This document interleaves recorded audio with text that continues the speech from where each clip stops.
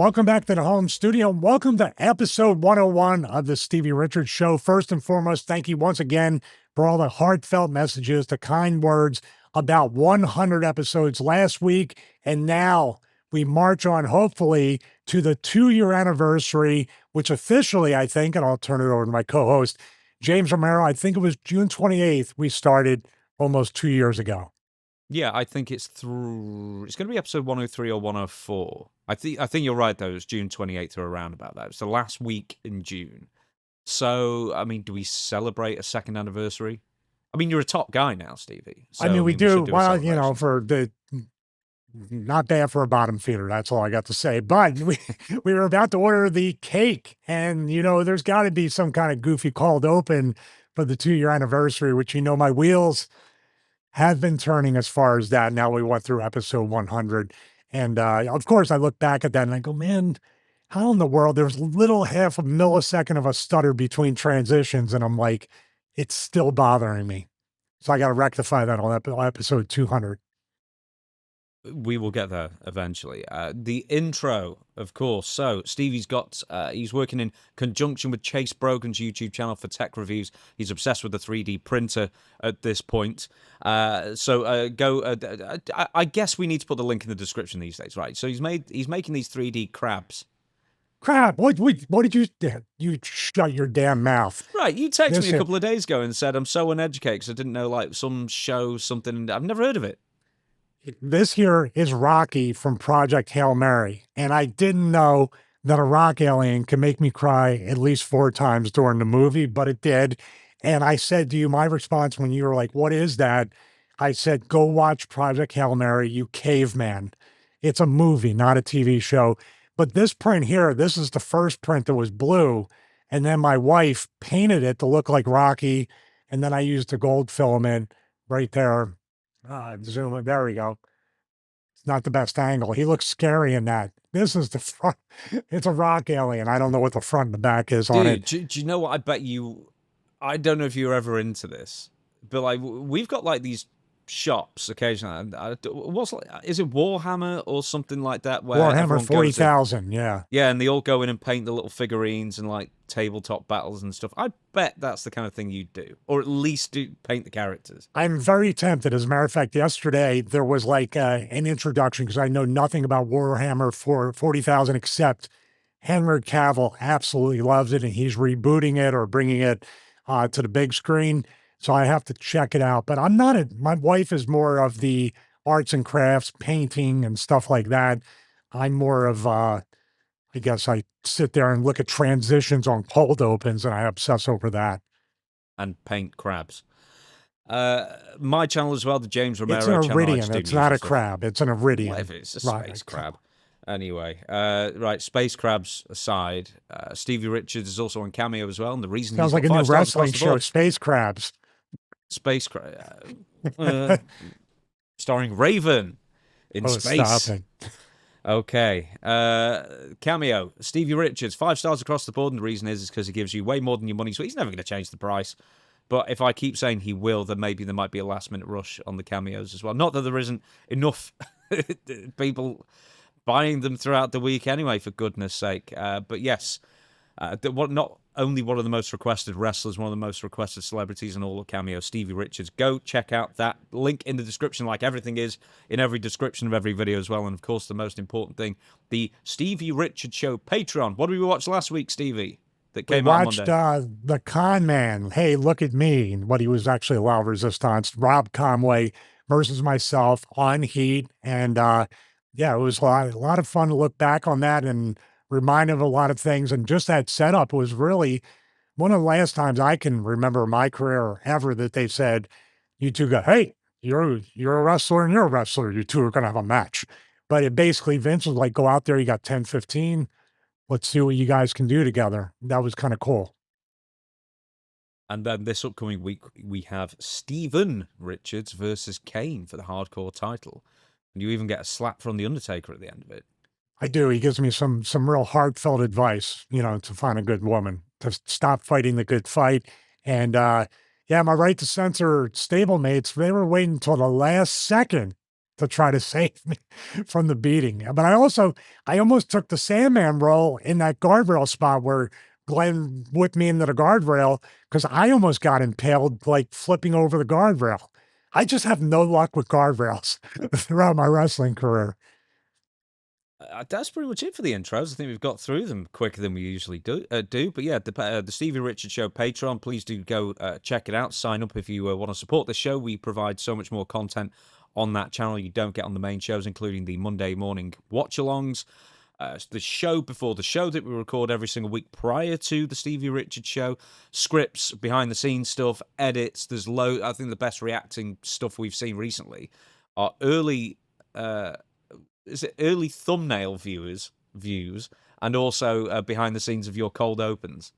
Oh yeah. They love the thumbnails. I didn't put the El Grande Americano in there, because it was part of the clip, but I thought it was going to be part of the full episode. Real quick, you don't look at the lower thirds. Last week, episode 100, my lower third was El Grande Italiano, and yours was in Spanish, my name is Peanut Shell. Excellent. You know that I messaged you a week ago and was like, how long have we had music for the credits? And you went, I don't know, a year. Yeah, we want to thank John Worthy, by the way. This is something that I meant to say at the end of last episode. John Worthy's song, who he's been letting us use it, he went through the distributor to clear it copyright-wise so we can use the music to thank our Patreon supporters.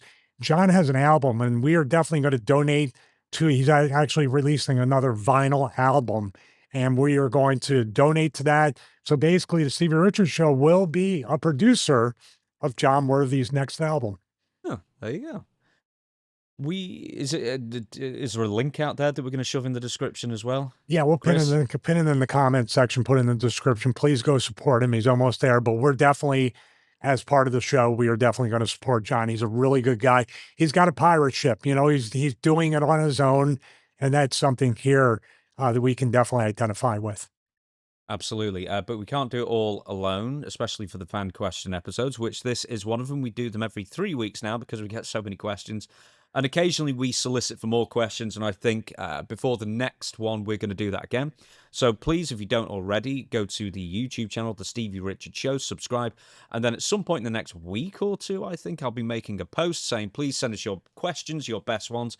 I'm also going to throw in a few caveats there of like what not to ask, because there's certain things we don't do, like how would you book this differently? There's certain ones for the Dutch Mantel show that I won't ask because they never really come up with the best answers. But I'll put some caveats in there, like kind of what we're looking for and the kind of things that we probably wouldn't ask, because there are a lot of things that keep coming up as well. But look out for all that for the next post, which will be in a week or two, I guess. And this is how everybody submitted their questions for the last batch, the last round. And once again as well, we've got tons and tons of questions backed up for future episodes, Take a Drink, that were more thematic. So we've got ones coming up for behind the scenes. We've got one coming up for merchandise. We've got one coming up for probably Raven again, actually. ECW stuff we've got for TNA stuff. Loads in the queue. We're never going to run out of ideas, even though it seems sometimes we're about to.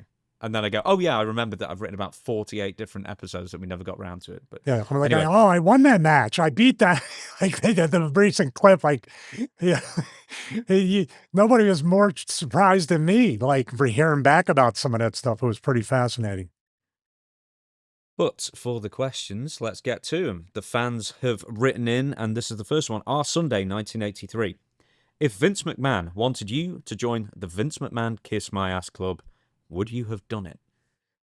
Well, I think based on the pattern of the things I've done on TV, red wig, dress, that kind of stuff, that I was actually, in my mind, James and everybody out there, I was really like, how did I dodge that bullet out of all the ones? I thought that was going to be like, that's like whatever, bad segment 101 or humiliation ritual 101 with that.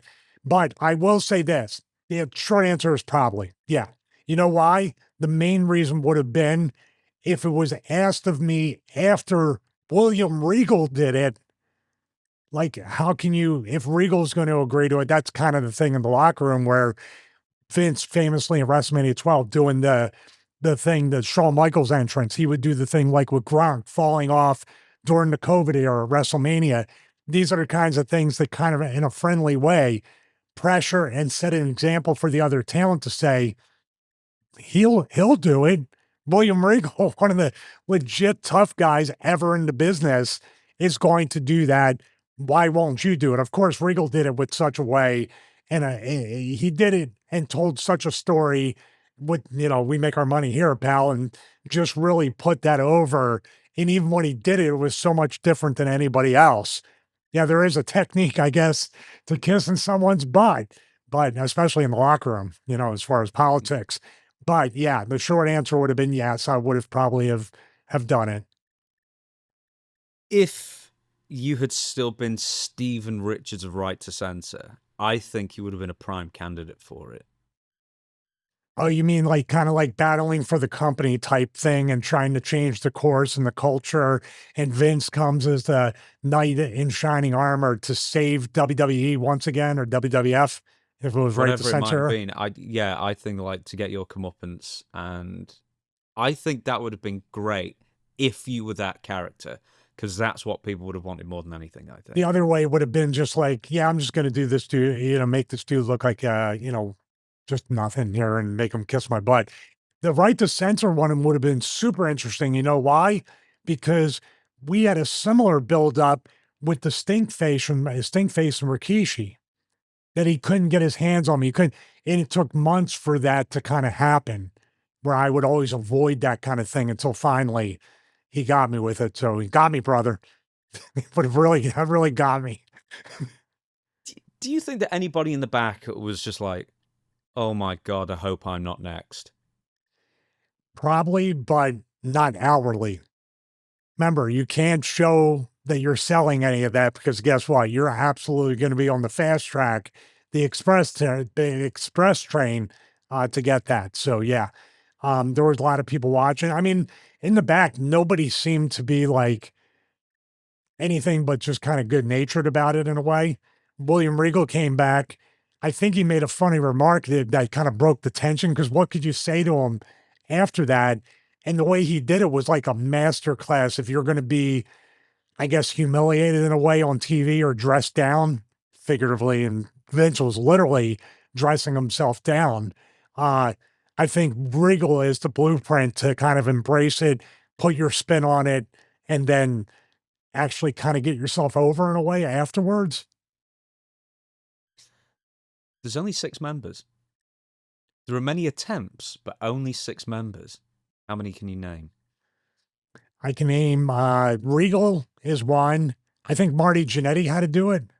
No, he didn't. He almost did it. Shawn came in and ran in, right? I think I'm right in saying that Shawn came, yeah, exactly. But he is not a member. His was the funniest because he couldn't stay in character the entire time. He couldn't stop laughing throughout.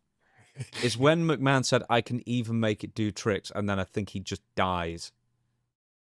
You know what's funny is Vince should have turned around and said, well, obviously you enjoy this way too much, so it's canceled. You're not getting what you want out of it. So we've got William Regal. He was the inaugural member and the best, by the way. It was so great.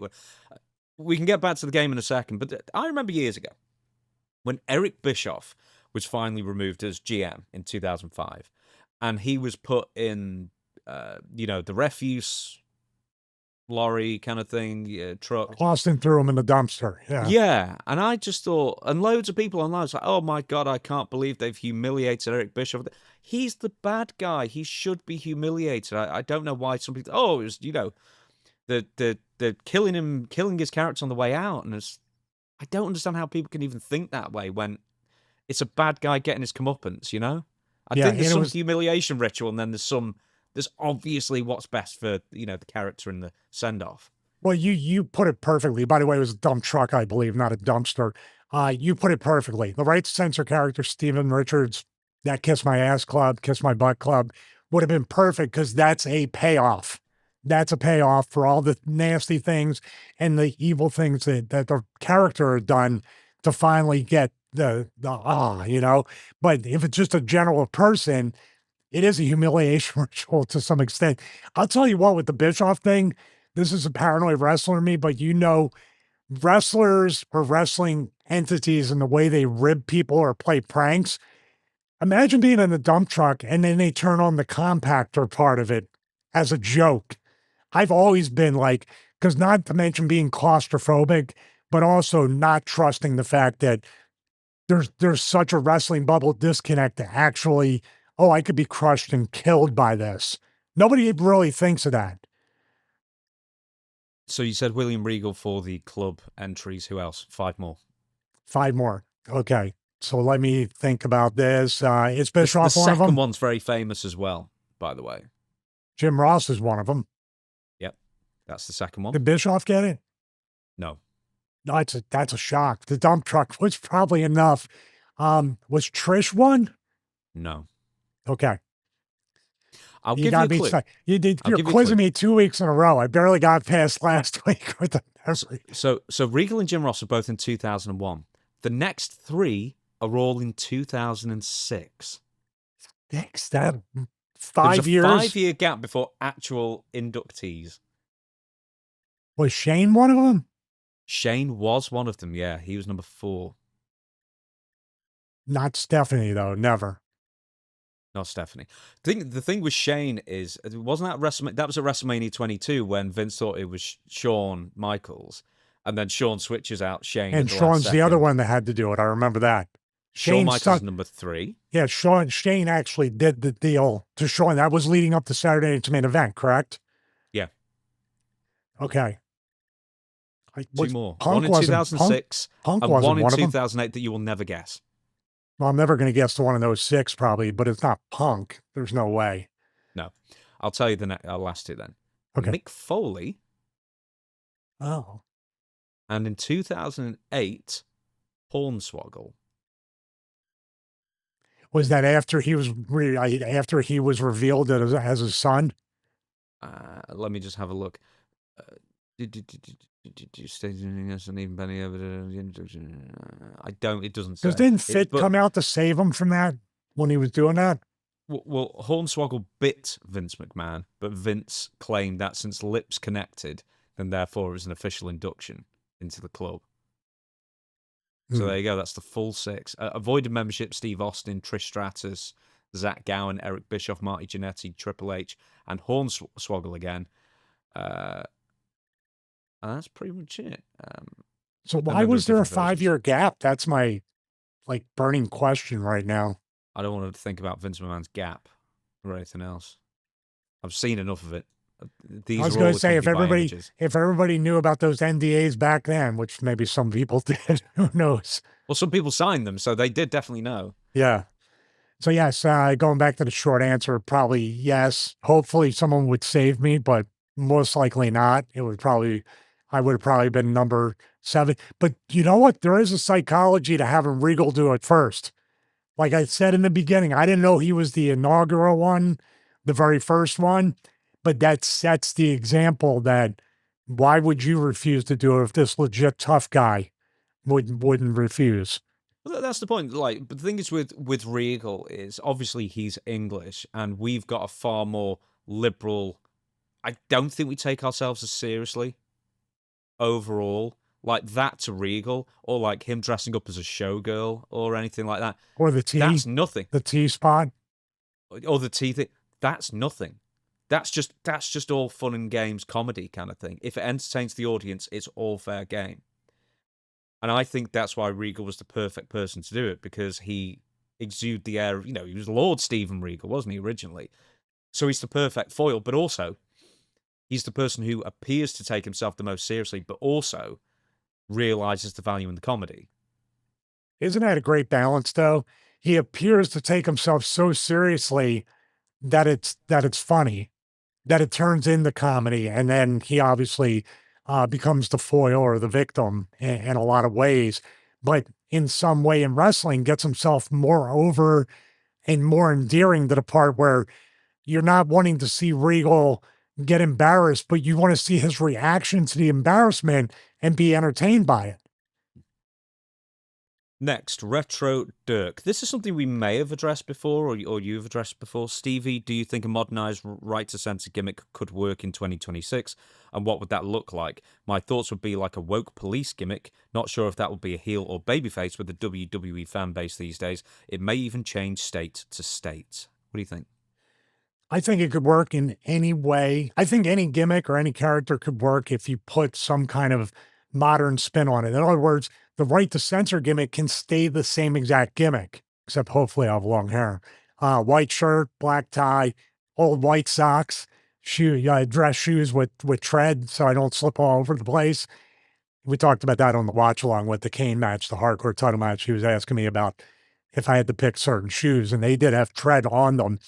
The thing with this is the right to censor, whether in the year 2000, 2010, 20, 26, 36, whenever it doesn't matter what the core of the right to censor gimmick is or my promos or anything. What matters the most are the baby faces. What matters the most is what I'm speaking against and what I'm taking away. In other words, the right to censor gimmick in the beginning, besides getting the sponsors back on board, besides the parody of the Parent Television Council, it really was a reset of the violence, of the crash TV, of all the stuff that went so far that the people became desensitized to it, the fans. So me taking it all away and building a foundation once again of appreciation for the tables, for the sexuality, for the scantily clad women,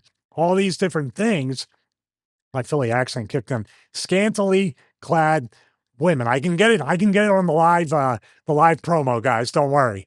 But what I'm looking at when I look at that is, what do they do all the time? Way too much on SmackDown, Raw, and even PLEs and everywhere. Everybody goes through a table, even though it's a Slim Jim table, the announce table. There's always the same exact forms of violence, right? Now, if I can peel that back and take all that away, take the tables away, even take the Slim Jim tables away to where people are pining for Slim Jim tables and all that stuff. You know, we took all that away and then the people reappreciated all that stuff. Even taking away, you were talking about the hardcore title. What if I took away, I won the hardcore title and I refused to ever defend it and have violence in the match, put headlocks on, kind of like Mick did in ECW? This is where Punk, who else is babyface? Seth Rollins. I could ban the curb stomp to where people will want it again. So it doesn't rely on me to be the right to censor gimmick in 2026 or any kind of fresh coat of paint. It's a whole new crop of baby faces to take all the cool stuff away. There was one thing where I wanted to ban the top rope, like back like when Bill Watts did it. So if someone did a top rope move to me, they got disqualified, and I ended up winning the match. So I got more heat, and then basically trying to bring all that back little by little. That's where the strength of the character is, not with me, but with the entire landscape of WWE. You bring up an interesting point there, is that you need baby faces to, rail against. But the point is that WWE is kind of really Melbatose boring at the moment. There's not that much out there to, hey, ban announce table slams or whatever. They seem to do one every week. I think, weirdly, it would probably work better in AEW because they will at least go to thumbtacks or nails in a board, or you could put like Mina Shirakawa or Harley Cameron in a barrel or something like that. I think it weirdly would work better in AEW because they will push the envelope a little bit more than WWE will. Yeah, as a matter of fact, when we watched my entrance during that watch along on Patreon, rightthecensor.com came up, and I could have swore someone told me years ago that it redirected to AEW, and we went and it went redirected to some Japanese site. But that was interesting that there was an official website during sort of the height where it's starting to hit the decline of the right to censor, but there was an official website that WWE had created, and it didn't do anything. It went to, I think it just had the right to censor logo. I might have to look at the Wayback Machine or something to see what that is. You smiled at that. You're like, oh my God, you are a nerd, Yeah, we aren't should you? do. We should try and figure it out. Who would be the new members? And I'm going to presume that you'd still be the leader. So who would be the new member? Wasn't Zoe Stark or somebody very briefly on social media doing an RTC kind of thing and trying to censor like Liv Morgan or someone on Twitter? Yeah, they I were remember sending you this. censoring what the women wore, how they performed, that they weren't real athletes. So yeah, I mean that would have been good. And I don't know the girl, but you definitely need an Ivory in the group. And so when she was doing that, that was really cool. I don't know. I would guess like kind of the Four Horsemen type of way. Even though we ended up having a tag team and Godfather and Bull winning the tag belts, Val was Intercontinental Champion. So we pretty much, and then I would be the mouthpiece. This time around, I would keep myself in shape and try to, not be 262. But it would be me mainly cutting the promos, hopefully being the leader. And then, would you you need know, the muscle? Is that the point? Is that you surround yourself with bigger wrestlers to fight your battles for you? well, I don't know if there's any characters in 2026 that are getting in trouble with sponsors. If we got to a point, because sponsors are so important to TKO, if there were certain wrestlers that were starting to turn off some of the sponsors, that's when the right to censor fresh coat of paint gets put on them. There's a reason for them to there's a reason that we took away The Godfather, because as unpopular as it was something that the Parent Television Council and then sponsors were reacting to. And that's when The Good Father came around. The next one was Val Venus, where Val had the same name, different. And there was a point where Val was supposed to be the new leader.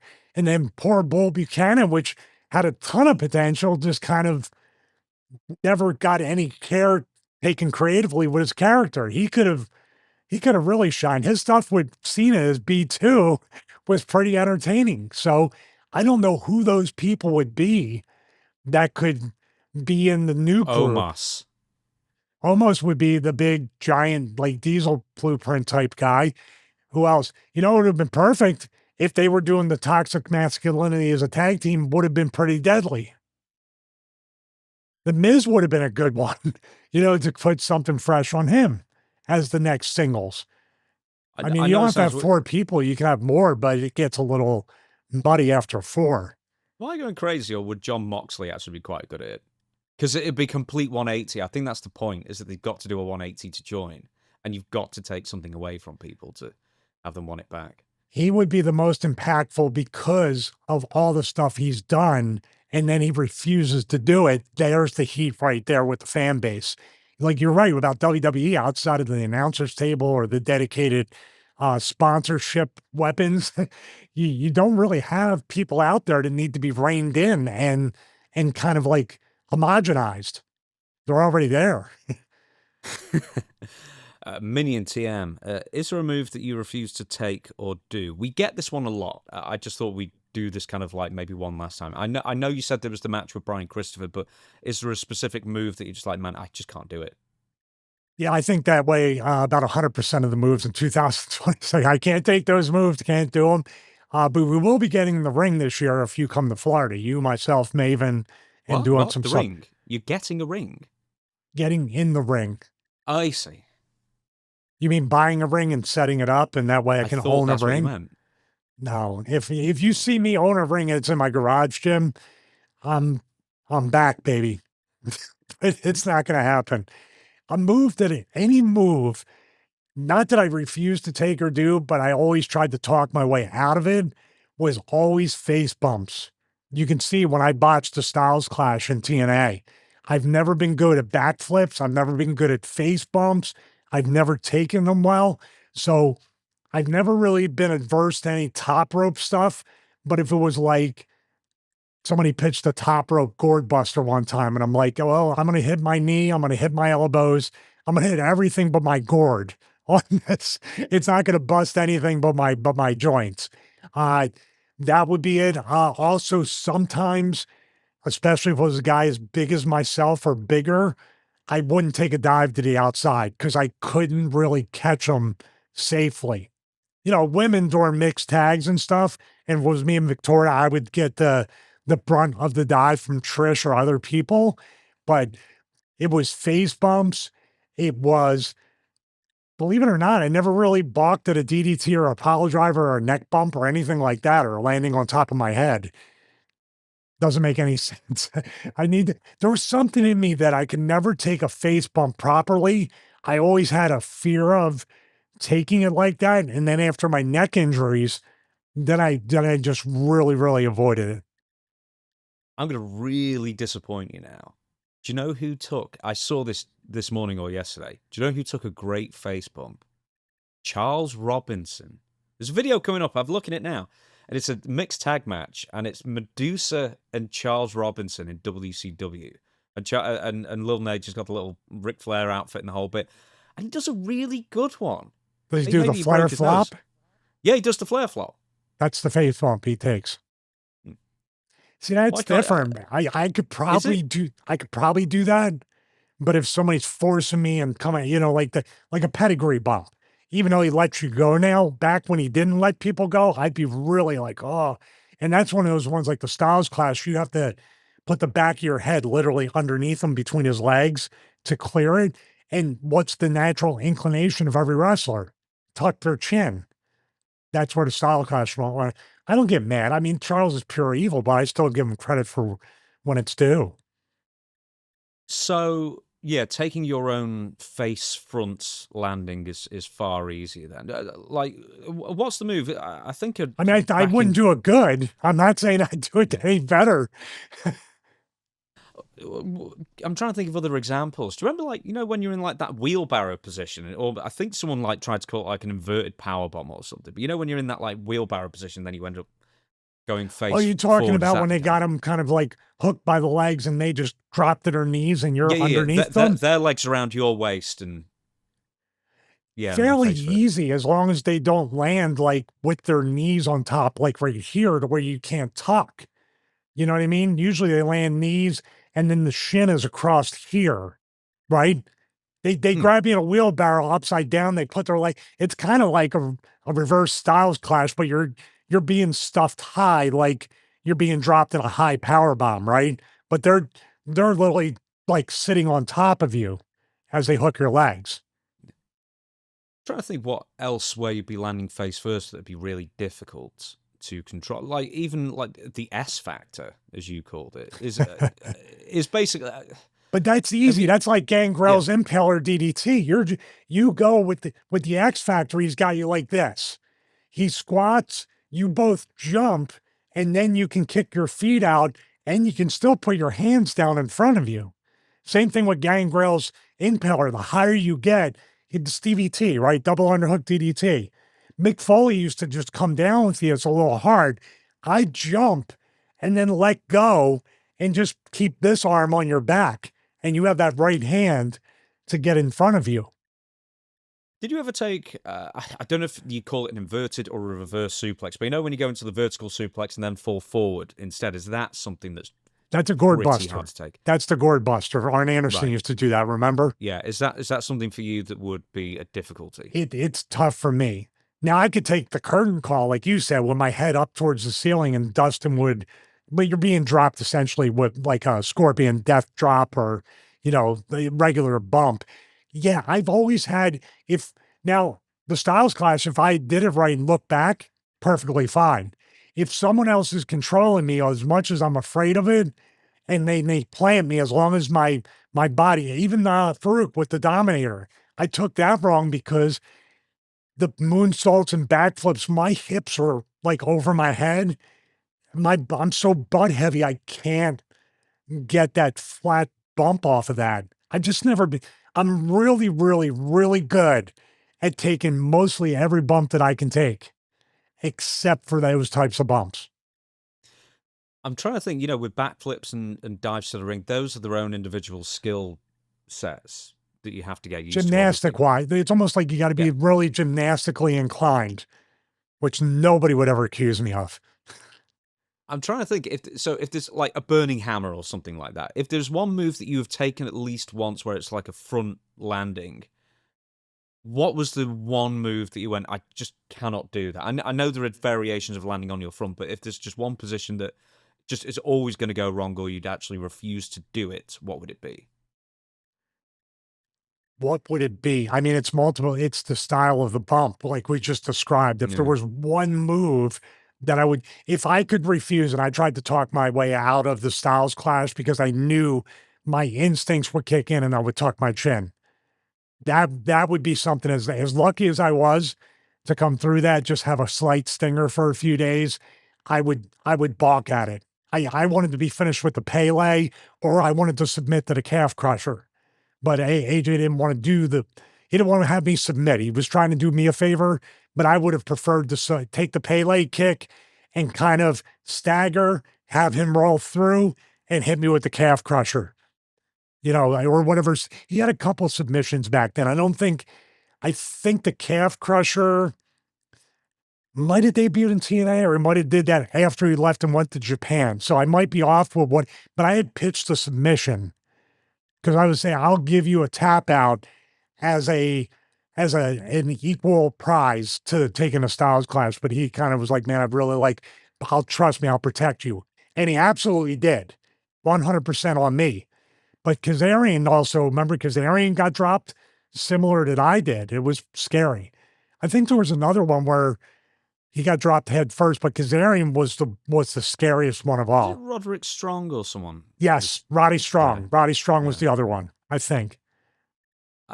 Of all the people who take a front bump, who do you think does it the best? Bubba Ray. 100%. Face bumps, Bubba Ray is the king of those. Because Bubba Ray actually legitimately hits his face on the mat. He has no, you take a face bump or a nesty plunge. Nesty plunge, you're going to want to look back. Face bump, you're going to want to turn and bring those hands forward. If you notice with Bubba, the furthest hands go are like right here. Or they're literally straight out. And he turns his face and he hits with everything he has. I just thought of another move that a flapjack, I guess, wouldn't be in your wheelhouse then. Or is that easier because you're kind of half taking your own bump? I think I would have trouble with that and lean to the right or the left like you see some people do with the flapjack. The one move that's like the flapjack that I can take because I have two guys that are literally like holding my legs and holding in a cutter is the 3D. I could take the 3D and then usually through the table breaks your fall even more so you can go flat across the table. That's fine. But if you pick me up, it's like backdrops. My backdrops, I always over rotated and landed on my butt. It's just some things people are good at, some people aren't.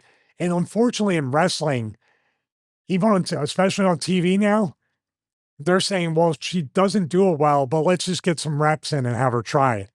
That's not the time to do it. We need to do the AJ Styles clash, AJ Styles clash.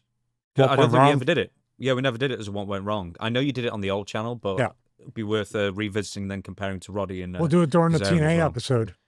Yeah, we will do that. I promise you. That's why we haven't done it yet, because we were saving it for that. Next one, Jason Roby. Hi, guys. I hope this email finds you well. My question is, with the wrestlers having multi-million-dollar contracts, do they really care if they win titles or not? I mean, it's not like they're earning their money by how much the house made like it was in the day. Do they have to travel with the title, or does the promotion like the WWE have a prop guy that handles that for them? That would be one less thing for them to worry about. Other than merchandise sales, I wouldn't think that wrestlers would care. Am I right? Or he said something else, or am I not? Thank you guys for all the good work. So, yes, I guess how many wrestlers are still marks for belts, if you want to put it that way? Well, I'd more specifically say that the Office, WWE, AEW, TNA, whatever promotion are bigger marks for the belts, because if you're a champion, maybe not when you're making the money as champion, but just like the NFL and everything, you're working not for the contract you have, but for the next one. So if you haven't, as Tony Gray would say, hey, you haven't won a match in months, do you really think you're going to get a raise? You're lucky if they keep you at a 50% discount. That's what we're looking at now in 2026. So the titles do matter. Wins and losses do matter when it comes maybe not to the present money, but to the future money. And I don't know how the downside guarantees work now. I know they're right around 350 on the lowest end, but you also have an opportunity and incentive to make more money. In other words, if you're not a champion or you're not winning matches or you're not a strong character that's featured well week in and week out on TV, do you think any kid's going to want to buy your t-shirt, your merchandise, or anything? And by the way, when you're a champion long enough, guess what else? You get your own style belt. You get the side plates. You get all that stuff, the commemorative belt. So I don't know how that works with royalties, but it will definitely get you booked more. It'll definitely, hopefully, get you above your downside guarantee. And your next contract, of course, there's people like Karrion Kross and other people that perform well and do things, and the fans were, and they were a top merch seller, and here they are on the way out as they're finally gaining momentum. So that could be all thrown out of the water. So as far as the belts and traveling with the belts, you know, it's a double-edged sword. It's kind of a rib. Hey, you got to travel with the belt. The TSA brings the belt out. They pass it around. They take pictures with it. Hey, it's a rib. It's kind of like a rib, because I know a lot of guys, myself included, with the hardcore title, and trust me, you can replace that with duct tape and a broken belt.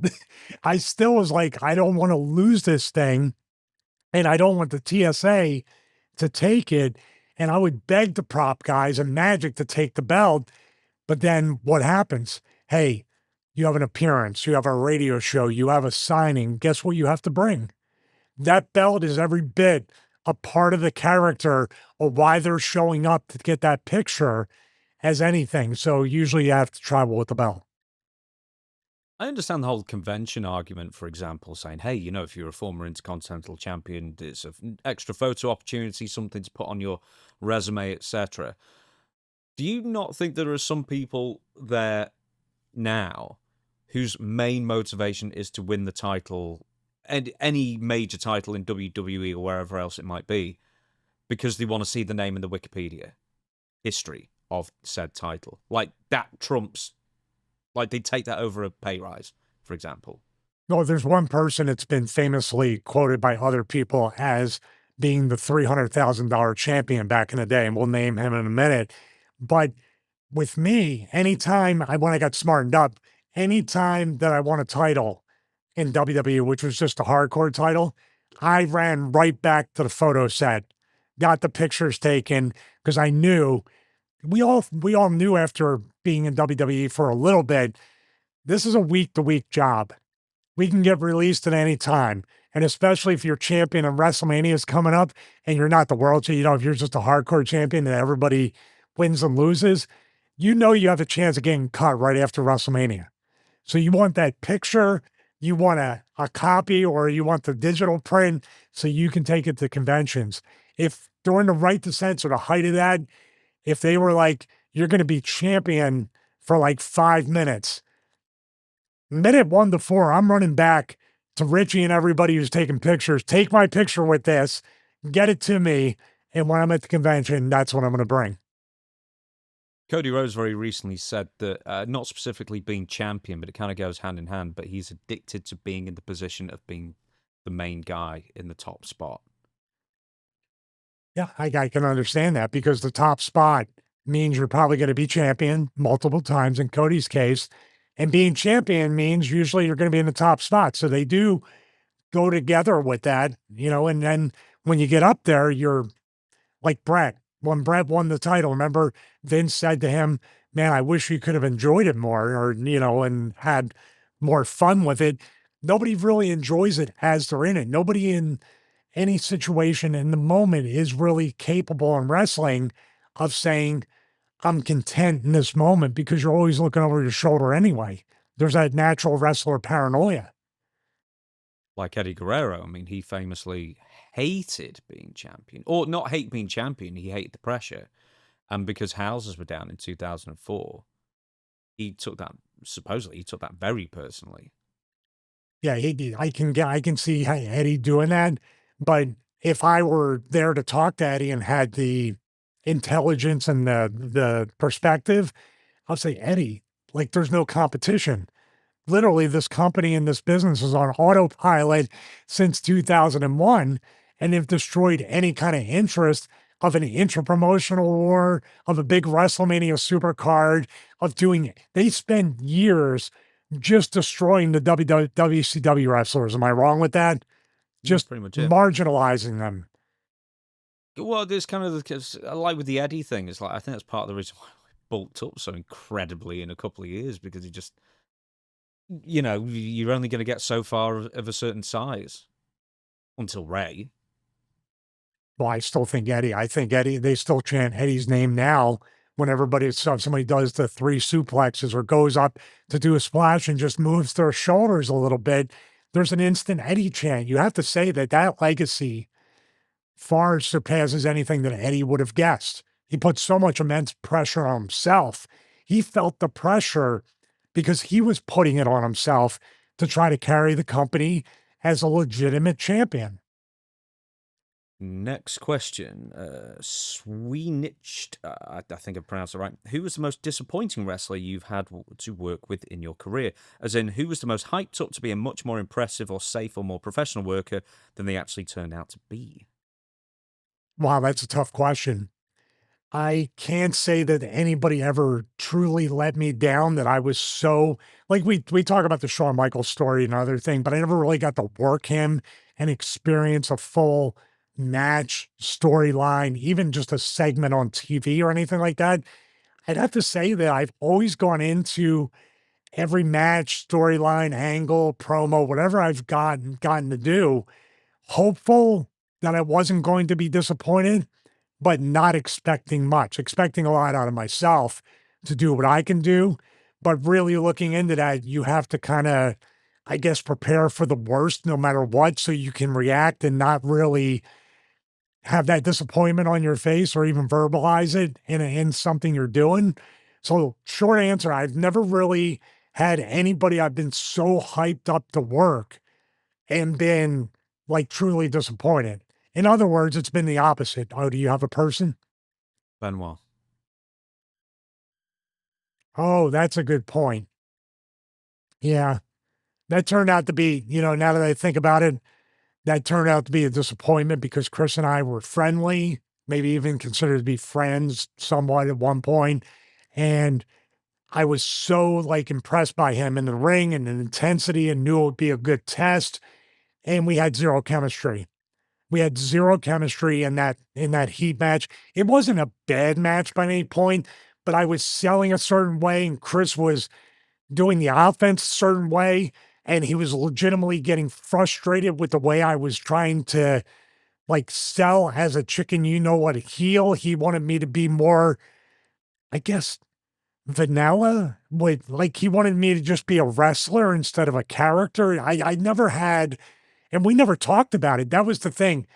Whatever we had before then, as far as friendliness or wrestling friends or anything like that, you're right. That disappeared after that because I think Chris was every bit as disappointed in me and the match as I was with him and the match. You're right. So thank you for pointing that out. That would probably be the only one I think that could stick out with that. Right, so last question.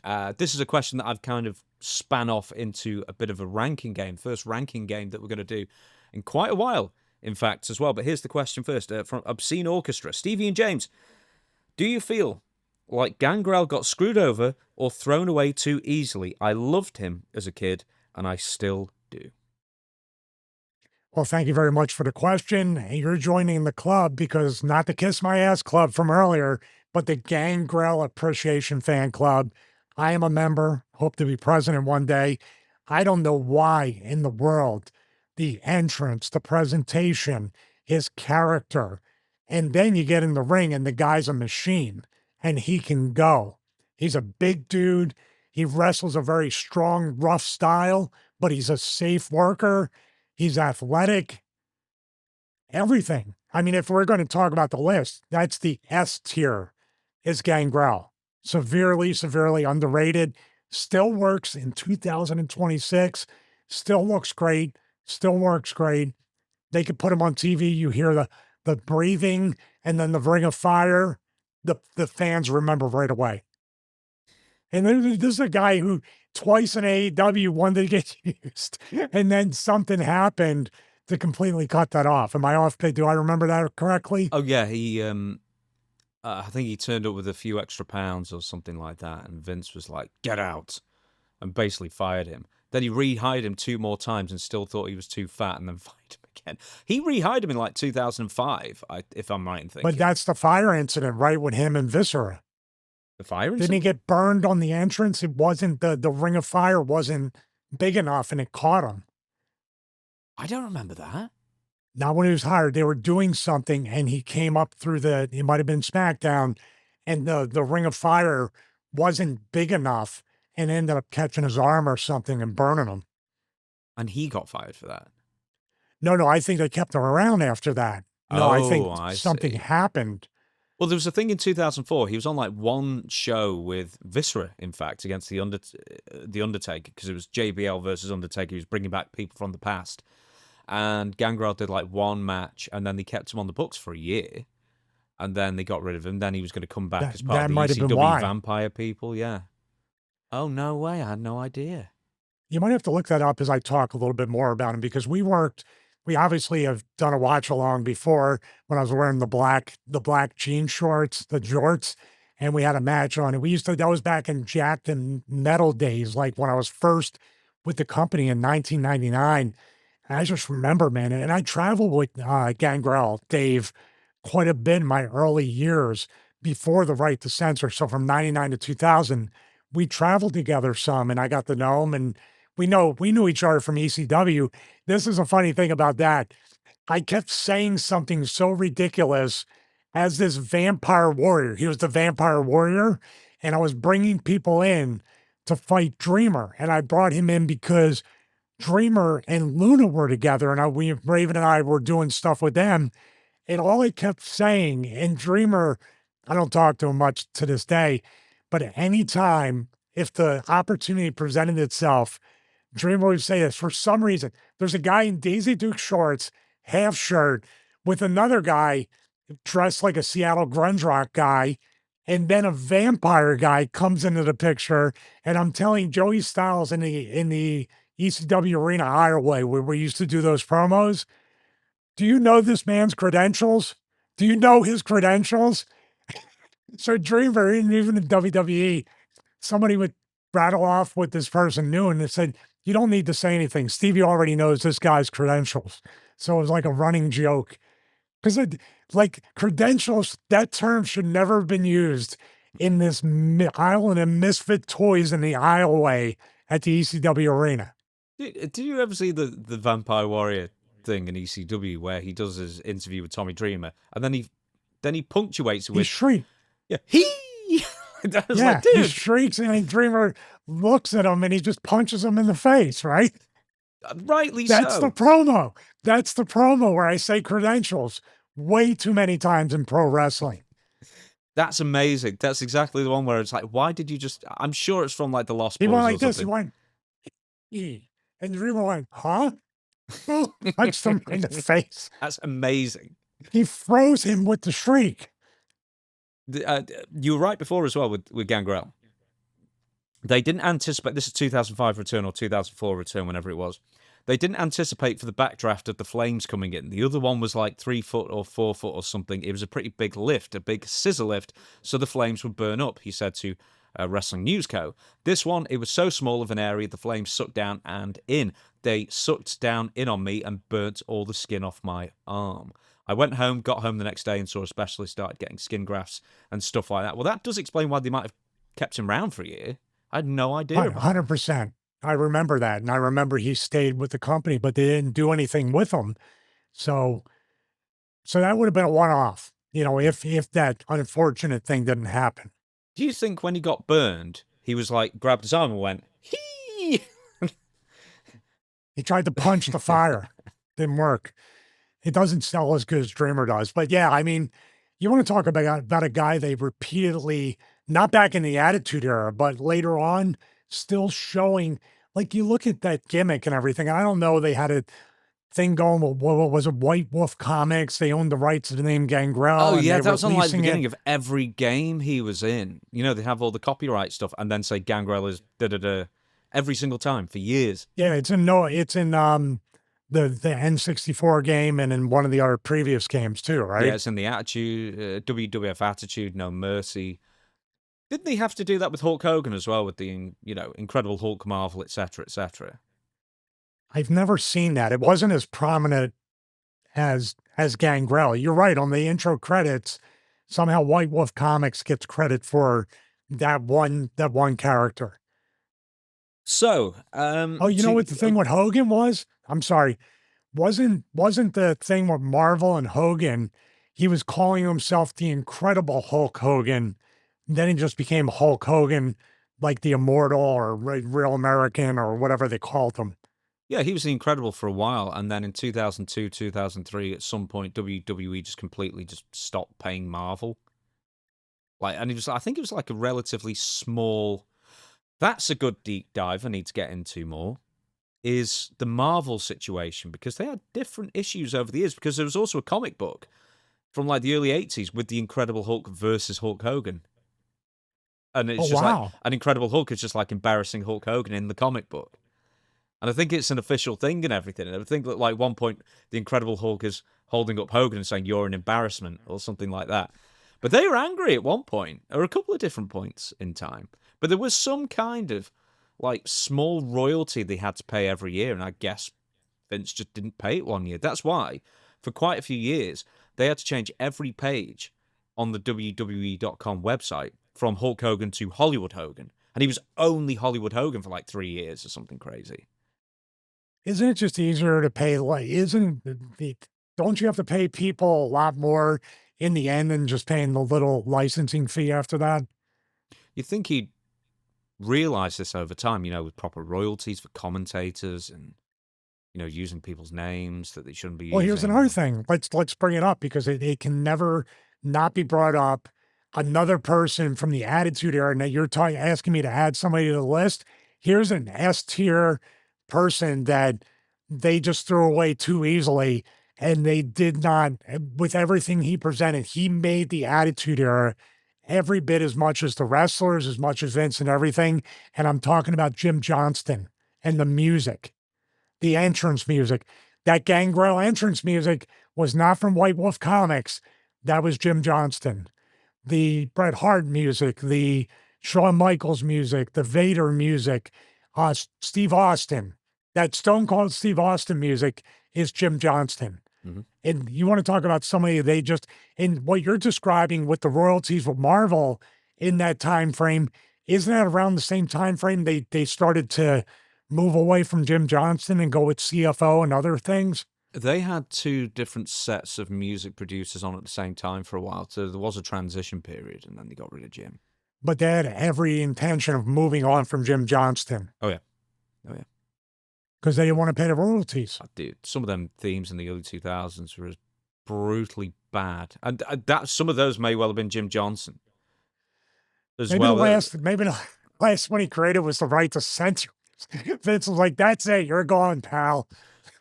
I remember it's like, oh man, like Christian's verse in Albert A Train, all of them had the same horrible guitar distortion. Terrible music. I'm sure Luther Reigns was terrible music. Stuff they just there are about 20 different songs that you couldn't tell who was coming out. This was like the era that Shane talks about, where everybody wore powder blue in the early '90s. That was the Honky Tonk Man. No, but he did. But then you Yeah. had Dean Douglas, you had the Body Donnas, you had all these things in the time period where the baby blue was like the kiss of death. Yes, indeed. Speaking, okay, we spoke about Gangrel for a good 10 minutes there. So, and Gangrel is going to be mentioned in this as well. So the S tier on Gangrel, and I added in Jim Johnston as an S tier person in the rankings. Oh, do you know what? I didn't mention Gangrel because he was in the full pitch. So let's do the first one then, Gangrel. So we've done we had the off-air conversation of what a ranking is. A, as far as underrated WWF Attitude Era wrestlers. So we're going for A is like, man, they could have actually just been main event or near to it. They were great. B is pretty darn good. Could have been a lot better than, where they were booked and maybe deserve more. C is kind of where they belonged, kind of, towards the bottom of the pack. They were all right. And D is maybe they shouldn't have even been on the roster. That's kind of how we're going to go with the rankings. So Gangrel is the first one, and you already said not just A, he's the super special Mount Rushmore tier of underappreciated Yeah, and I put Jim talents. Johnston in there as well because that means everything. And you just said it. There was that point in the music, maybe some Jim might have been responsible for, but I'm going to lean on the pattern of his past. Talking about precedent. Jim didn't really have any misses during the Attitude Era. Maybe Beaver Cleavage. What was his theme? I think it was like Beaver Cleaver. It's like 50 sitcom. I don't remember that one. Right. I remember him, but I don't remember the theme song. I'm going to give some more examples, and you throw in anybody else who you wish to. First one, I think this is one of the most underrated people just in general, Too Cold Scorpio. Yeah, absolutely. I have to put Scorpio in that S tier as well. There's certain people that you've seen what they've done outside or even within WWE, like Gangrel and WWF at the time, Attitude Era was just amazing. And he had every bit of everything to recapture that, and they just didn't do it. Scorpio's another one. I know there's other things that happened during this Flash Funk run in WWF, but he's proven time and time again, previous to WWF and since WWF, especially in ECW, about what he could do. Even as late as Hardcore Justice, when they had that pay-per-view and him and C.W. Anderson really, I may have stole the show with the match they had that was just like two guys in the ring, but they put on a really great match. He would definitely be in the S tier. Don Callis. Wow. You're talking about situational stuff. Like I just talked about the Flash Funk thing. Don Callis he was a victim of being a unique personality back then as Jackal, and then didn't really vibe with the locker room. But I think what Don did in TNA and did early in AEW proves that Don was severely underrated and could have did a lot of great stuff in WWF. I would probably put it in the A category because he had so much potential and they never did anything with him. D'Lo Brown. D'Lo Brown. This is tough because D'Lo did reach some level to his potential. You're talking about Nation of Domination and D'Lo as a singles. And then that match we talk about a lot, SummerSlam at the Garden, that opened up with him and D'Lo. It's a DQ, but I always thought there was a finish because it was so solid. They could have did much more with him. It's not like a C where like it is right where he belongs. Could have got a lot more out of him. So I'd put him in the B category because they did do many different things with D'Lo. They even brought him back that time with Santino, where he worked. So I would put him in the B category. Steve Blackman. Man, I might have to put him in the S tier just out of fear alone. Like, I don't want to come out to me and go, what am I doing in the C tier? Did you know how many people think that Steve Blackman was just like, Steve Blackman was their guy, you know? Just so many people, like, as far as underappreciated goes, he was just another guy there. He always looked great, had no personality, but he had all the believability in the world. But his character not having personality linked up with Al Snow having personality exactly made it. Yeah, he's like a pre-Lance Storm almost in WWF at least. You didn't need the personality. I would use an analogy, not one-to-one. Him and Regal. He took himself so seriously in there, he became entertaining in promos, pre-tapes, things like that. Now, he did do a few things. He did amazing work with Shane McMahon where he knocked him off the Titantron with the kendo stick. The stuff even he did with me with that little, that was like one of the first segments where Steve smiled, showed a little bit of like personality and charisma with that. I would probably put him in B category just because they did do two or three things with him. It's not like Gangrel, one thing and then you're out, you come back, then you're out again. And the gimmick is kind of timeless. Steve was throwing in with head cheese, had his own thing going, worked with myself, worked with Shane. Did he work with Boss Man for a bit too? I think That's a he good did. question. I can recall him doing something with Boss Man when Boss Man came back with the lost all the weight and looked great and was part of the corporation.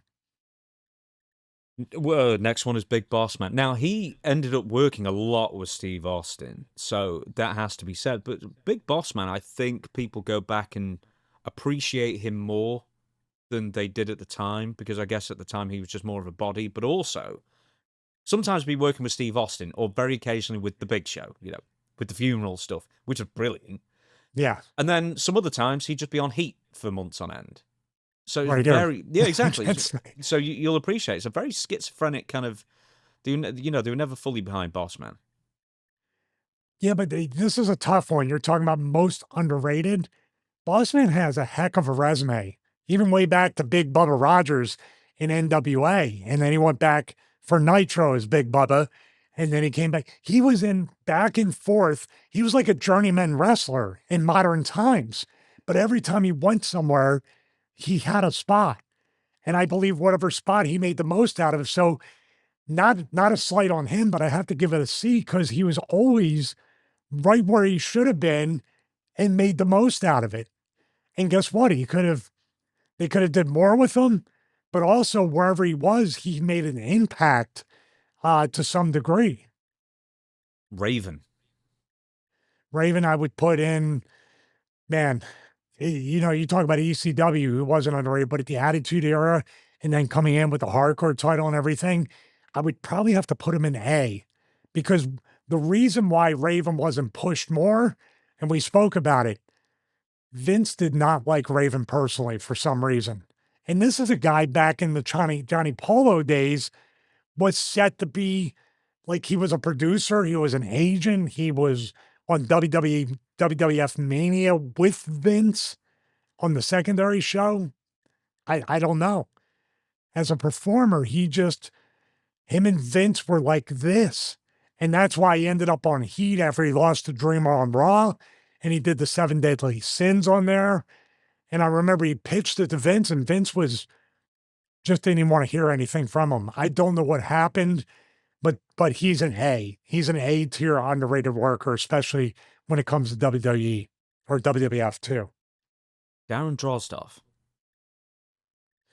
Well, this is something he never really reached his full potential, but I would just say based off of what WWF thought of him and where they had him, and they were going to have him be, he was going to be one of the Legion of Doom. He was the third member, and he was going to replace.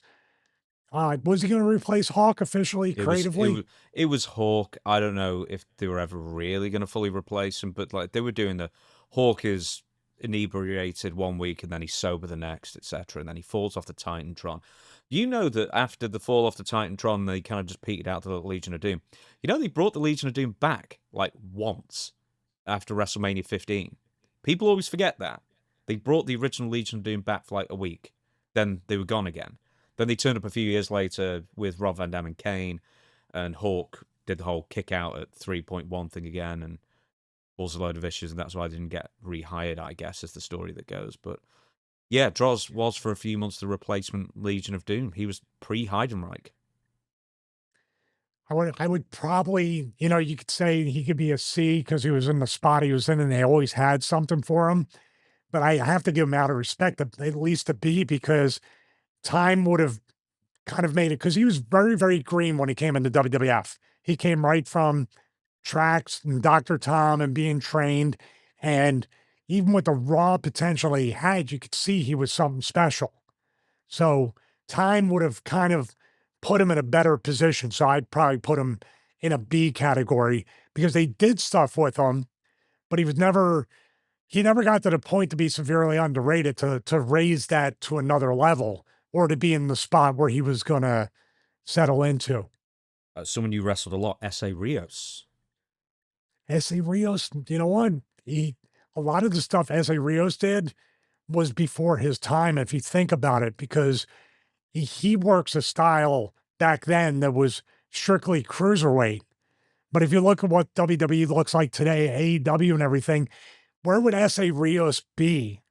He would probably be even more of a player with a style of Lucha Libre, or I could see Essa Rios being featured on AAA in 2026. And I don't even know if he wrestles today. I don't know if he's retired or what he's up to. James is going to look it up. I'd probably put him for that time of the Attitude Era. He was exactly where he should have been. But in a different time, he would be pushed a lot more. So I give him a C. I don't think it just says on his Wikipedia, return to AAA 2017. So I'm not sure he's wrestled in a while unless he just does indies. So C for S.A. Rios. Next, Brian Christopher. Because he was always a cruiserweight. He was brought in for the cruiserweight tournament in '97. Then he ends up being a tag guy. But for my money, in the time, he was really talented, and he was obviously total Memphis style as well, which is something I guess Vince hated. But I don't know. Was it just a size thing with him, or was it a styles thing, or why didn't he do better in WWF apart from Too Cool? Well, I'm not sure. I would just say Too Cool was a great act. With those guys, with him, with Scotty, with Rikishi, they were a great act. So I wouldn't balk at the fact that this is what some people get in trouble with, where they're like, I'm going to break out of the tag team and I'm going to be a singles wrestler. Now, of course, we mentioned before, Scotty was probably the victim of Brian getting into trouble because they were in a tag team. So when you punish one guy, you punish both. But I would say that Brian was right where he should have been with Too Cool. And it's an act that they always got booked. They were tag champs multiple times, correct? They house shows, pay-per-views, TVs, merchandise. You bring Rikishi in, you dance, people know what to expect, and it's fun. So what more could you ask for? And I don't think fans were getting tired of the act, do you? No, When they broke weren't. them up. Yeah, do you know what they did the same with D-Generation X? They were not getting. They were only just getting started, and that was a Triple H call, by the way. It's like, I've got to get mine as Really? singles. Oh yeah, everyone begged him not to, and Triple H turned heel. You know, the thing though is Triple H could turn, or we got a story about Triple H later with Maven. The wrestlers who always kind of politic for that can lean on and say, well, it's a Vince call. You know why? Because WWE would always rather stop too early than too late. The problem is, more times than not, they stop way, way, way too early. They just call it before it's even peaked. And that's, to me, like DX, Too Cool, even Gangrel. Like you didn't get the mileage out of these things that you really should have. And they beat to death going through the Slim Jim tables. Do that. S.A. Rios is still wrestling as of 2026, but it's like strictly indies in Mexico. Brian Christopher, you gave us C. Yeah. And then we move on to Crash Holly. You know what? Hey, in Crash, we talked about it off camera and everything about being at the time my best friend and definitely, almost like a brother to me. But I got to be fair because they did a lot of great stuff with Crash and he was built into what he should have been built into. And even in TNA as Mad Mikey, he did a lot of good work kind of under the radar. I'd have to give it a C, mostly just to make him mad from beyond the grave and make him really frustrated. But they did right by Crash creatively. Him and Bob together, the scale. Crash Holly's responsible for making the hardcore title what it is today and the hardcore division. How can you say underrated? Sure, they could do more as time went on, but every spot he had was really a memorable moment.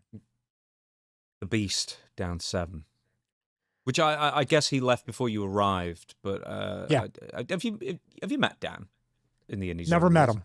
Really? Never met him. No. Heard he's a nice guy. No, Al Snow trained him for UFC back in the day, so it's a very fun little fact. He walked him out to the Octagon. If people don't believe us, Al Snow's actually on UFC 4 or 5 or whatever it is when Dan makes his debut. I used to kid with Al whenever Al would hit me, even if he wouldn't stiff me. I'd be like, you're not training Dan Severn. You're not training Dan Severn. I would just say a little bit to the point where he would hit me and tell me to shut up, and then I obviously would after that. He did some good stuff in there, and I remember like the best thing to come out of that type of style was Ken Shamrock really growing, and that's another name if it's not on here of It is. Somebody was severely underrated. I'd give Dan a C because they tried. He was so green, not in MMA. So please don't beat me up, Dan. But the body language and the movement and the technical aspect of pro wrestling, sometimes with Ken Shamrock, it just translates easily. Sometimes you can tell this is somebody that can do another sport very well, but they're kind of clumsy when it comes to wrestling. Oh, now I'm dead. Is it a D? No, it's C. Oh. Next up, I'm nervous enough about the C. Come on. one of my favorites. No one ever remembers him in the WWF, really. Tennessee Lee, Robert Fuller. Originally Colonel Robert Aha. Parker in WCW. Aha. He's Amazing. out there with Jeff Jarrett as NWA Amazing. champion. Amazing. Him and Jim are with Jeff, right? Yeah, he managed him for just a few months in the WWF. Yeah, that's an underrated guy. I loved watching WCW with him coming out with Bunkhouse Buck and just a Wild Nate. The music was awesome that they came out to. And I remember that, his promos, and I just remember him as a worker too. Now you talk about, I watch clips of Dutch talking about him as a booker and a worker and all that stuff. Just for the fact that they didn't do enough with him, but still, I don't know how far he would go based on Vince hating that Southern wrestling style. I'd have to give him a B because they didn't even scratch the surface of him cutting promos as a manager. Kai and Tai. Both Taka and Funaki over the years, because they had markedly different careers in the WWF as well. They only really tagged a short while. Yeah, I did. Taka was a big star in Japan after WWF, and he even booked, correct? Did he book? I'm not sure. He might have run the wrestling school. He did something outside of performing. Kai and Tai, I think Funaki's career, how they kept him around for, was it 15, maybe more than 15 years? Dude, it was even longer because is he not still the Japanese commentator? He was at one point. He might be. He might be. And I think, I don't know what kind of deal he's on, but he deserves every penny of what they're paying him. I'd still have to put them in a B. You know why? They did stuff with Kai and Tai, but they could have done a little bit more. So they're kind of hovering between a B and a C. Starting in September 2024, Funaki was making appearances in NXT as a translator for Julia. But yeah, he's still a commentator in WWE, so he left. He was a translator for Kenta too, or somebody. He was, not Kenta. Indeed, Kenta, Yeah. indeed, he was. But yeah, he left in 2010 and returned in 2011. He's had a nearly unblemished, nearly 30-year career in WWE so far. That's the kind of stuff that you like to keep people like Funaki on the roster. Yeah, but definitely Kenta's a guy, not attitude era, but you talk about a guy, he injured both his shoulders while he was there, right? And that was one that I was anywhere. actually Never went. What was he called, like Hideo Nope. Itami or something like that in WWE? Yeah, he was Hideo Itami. Then he said, this is a real me. And that's the kiss of death right there. When you do, this is the real me. I've been fooling everybody for all this time, but now we're shooting, brother. And I've heard from people like Donovan Morgan that like did not like working Kenta because he was so stiff with that go to sleep back in the day. As for Taka and Funaki ratings rankings, are you giving them individually? I would both put them in the B category, that they did have some good spots here and there, but they could have done just a little bit more with them. Next up's Ken Shamrock. I want to bring this up first, right? So when he eventually turned heel, do you know how he did it? It was just during one interview, and it was kind of going that way because, you know, The Rock was kind of eclipsing him, and so was Mankind. They were like kind of in this three-way feud at the time. And then there was like one Raw is War where he was interviewed backstage, and whoever it is interviewing him says, Michael Cole or whatever says, blah, blah, blah. And then the first words Ken Shamrock says is, I don't like Detroit. And they're in Detroit. And that was it. And he just became a bad guy. It was that simple because he could just sense it. And then he said something to the effect of, I hate Detroit. And boy, was he off to the races. Then he was at the corporation. I mean, yeah, his promos were terrible for the most part. But man, I love me some Ken Shamrock, man. Now, he's a former Intercontinental Champion. He's had angles with The Rock, famously just letting The Rock just baseball swing a chair right to his face. Just insane stuff. They did a lot with Ken, but I would have thought that Ken, with everything that he did in UFC, came over there, and you want to talk about just an amazing translation from MMA. And he started out as, what was it, Victor Torelli or something like that. Vince Torelli. Yeah, he was in North Carolina and Indy. So he was a pro wrestler, MMA. So the translation was like he already had a foundation in pro wrestling, but I thought he would have at least one run with the WWF title. So I have to put him in an A. So, they did stuff with him and like could have did a little bit more, but I have to think the jump from IC title to world title is a lot. So I think he was really underrated for the time. Val Venus. Now, should we talk in the entirety of his WWE career or just the Attitude Era? Because that's when he was the biggest star, I guess. I think we should examine like why after so many like performance after performance after performance, whoever he wrestled, whatever he did, a guy that was literally what 6'5", maybe 6'6", 275, that still wrestled athletically like somebody my size, but could still wrestle big man, strong style, he was like the perfect professional wrestler. Then you put the Val Venus gimmick on him that could have been, it started out great, then we had to get away from it, so it was like a double-edged sword. Then it just stopped. Like after the right to censor, nothing. Like nothing. Like what happened? To me, it was like happened some with the office, some personal or political, that they shut him out. I don't know. I think you have to include the downfall creatively of Val Venus as well as the Attitude Era. So like we were saying, the embodiment of his whole career and how it just completely fell off. I would put him at an A because you don't have anybody in there that consistently performed at a high level, that had a character, that knew his place, that made the most out of everything, and just one like that. Or one like this. Boom. Just dropped off.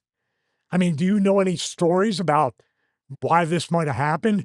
I heard there was some stuff where, same thing with Billy Gunn in a way, where the Hunter and China stuff and everything there, that whole situation that involved Stephanie and him away from China, that Val and Billy were still friends with China. Then there was some kind of friction there. Really? No. I mean, it's just wrestling rumors, but I'm just speculating. But I know that Billy was still friends with China, and I know for a fact Val was still friends with China. They didn't speak out against Hunter from what I knew, especially Val. I talked to Val more than Billy, but they never even like said anything like, man, can you believe this? Because then I would think, oh, you're baiting me to say something. Pretty much everybody kept their mouth shut about that. I'm not going to give you like... You did the internal eye roll. I noticed that. No, I do. I don't know the answer is the answer. I'd be fascinated to know why, in fact. There's some names I'm not mentioning on this. I'm not going to mention every Attitude Era wrestler, like the New Age Outlaws or Steve Austin. Who are the Mean Street Profit? Has there been some sort of autocorrect there? Yeah, the Mean Street Profits in 2026. Maybe I was thinking of the Street Profits. I don't know. Hey, the Mean Street Profit. Oh, there you go. That's the crossover we didn't know we needed. Ooh. The Mean Street Profits. I've got rid of one name. I'm going to move on. Bob Holly. Oh, Bob? I mean, he's proven that that's another career right there that's kind of like Val, although he didn't reach the height of Val. Bob just kind of dropped off to like the Stevie Richards spot where we weren't, Val, myself, and Bob were all kind of working at the bottom, but having really solid matches and showing that we could still go. And Bob is definitely somebody, I put Bob pretty much, they did stuff with Bob, but it was such a stop-start mentality with Bob, nothing real consistent. I would probably, and I'm biased because I really do like Bob and I believed in Bob. And Bob, even when we worked in Wildcat, it was like, this is still the same Bob Holly, that worked in the Attitude Era. I would say probably Bob, and he proved himself with Hardcore Holly too in that whole run. Um, Objectively, he hovers between A and B. So I want to ask your opinion on this. I want to phone a friend. What Give do me the you belt. think? Give me the belt. Well, they asked for ideas, and Bob sure gave them one. That's an interesting one because he's kind of like Steve Blackman in that sense. But then instead of like Val Venus with Bob Holly, at least they kind of transitioned him into a role, and the role ended up being working with the younger guys. And so therefore he had like a specific utility within the company. Whereas Val, they just seemed to he just was just a placeholder, just someone to get beat for years. But the thing is, he didn't leave until like 2008. They didn't do anything from him from 2002. It's Isn't bizarre. that crazy? Isn't Yeah. that crazy? So I'd have to put with Bob, like you said, Bob, once again, consistent performances, always improving, and whenever he's given something with a character wise, he can definitely within the Bob Holly real life character translate it. But I probably would have to put him in a B because they did have stuff for Bob to do consistently up until the end of his time there. But they could have done just that much more. What that is, I don't know. I mean, he said, give me the bell. I mean, 50-50 shot. It's yes or no. Spike Dudley. Now, he only just squeaks in because I think he joined just before WrestleMania 17, but I thought I'd throw him in. I think Spike would probably argue that he was in the spot he was in. He was perfect. No, not even a slight, because he had European title runs. I think he had a tag. Did he have a tag title run With Taz, yeah. with Taz? So he's been a champion. He's been over. He's a perennial underdog. So you don't want him to be just beating everybody. Spike's calling card is the fact that he's tough and he takes big bumps. And they always found creative spots for Spike to take those big bumps through tables, big bumps here. He worked Undertaker. He worked everybody. He worked Austin. Remember, he worked Austin to defend the honor of Ollie Holly? That's getting over whether you lose or not. So I have to put him in a C just because they did take care of Spike creatively. Prince Albert. Ooh, they gave him a lot to do. But man, that Tenzai gimmick was terrible. Forget about the Just Tenzai awful. gimmick and stuff like. We'll stick with the Prince Albert Attitude Era version, I think, because he's had way too long of a career everywhere. I think That's true. yeah, All right, I have to put him in a C. that's fine. Taz. Oh, Taz, I've talked about this before. The reaction he got at the Garden when he debuted against Kurt Angle and the heartbeat came up in that third team with the tribal thing, and just an incredible pop. And once that pop happened, the knives started coming out right away. Then his height became an issue. Then this, that, the other thing, whatever it might be, getting vilified for protecting his character and brand, which every top guy did. I have to put Taz in an S category for that, the S tier. Dude, do you know what? I think he got like afterwards the Mystico thing. It was like, oh, what, you're treating yourself seriously because you've been over somewhere else, or you're a top guy somewhere else. How dare you? How dare you care about this? Yeah, he's an S tier.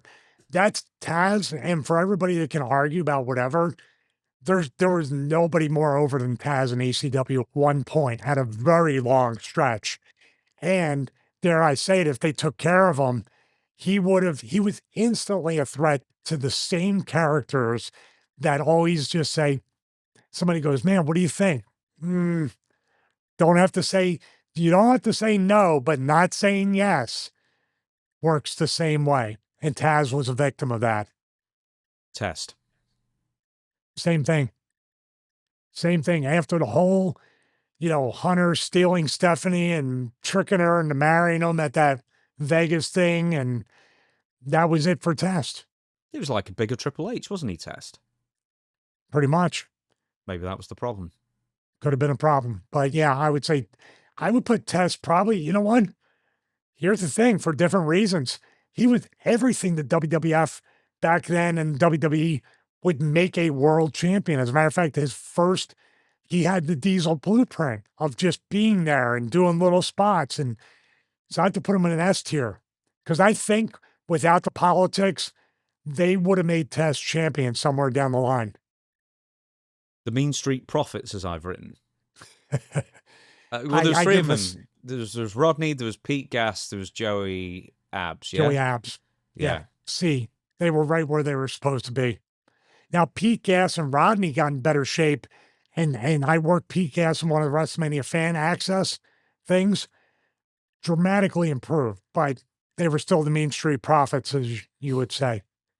Bull Buchanan. Here's the thing. This is now, my thought process here is he A or S tier? Is S tier should have been WWF champion, WWE champion? Is A tier should have did a lot more, but not really WWE champion? Yeah. He's A. Yeah. Now he could be, but with the way kind of certain things happen and everything, and I put Taz and Test in there because Test was literally kind of the chosen one in the beginning. Taz proved he can carry a world title, so that's why I put them up there. I put Viscera, but I think that might be an unfair one because he did a lot before and after. Yeah, I think he's a C. He did a lot. He was in really good spots.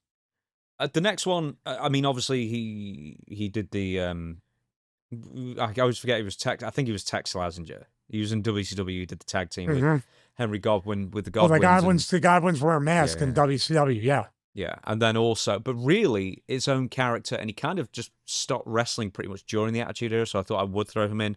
Midian, Dennis Knight. Which Midian? The naked Corporate one. Midian or naked Midian? Naked Midian. Naked Midian hit me so hard one time off the ropes as right to Censor. I was like, oh my God. That was a live round right there. But he's a really nice guy, and definitely whatever they gave him made the most out of it. But I would still say he had a lot of great spots. The Naked Midian stuff always got a reaction when he came out. Him in the corporate ministry was really good, or just a regular he was in the regular ministry, right? Not the corporate. Or was he in the corporate? No, you use them both. All right, I give it a C because he was right kind of where he should be there.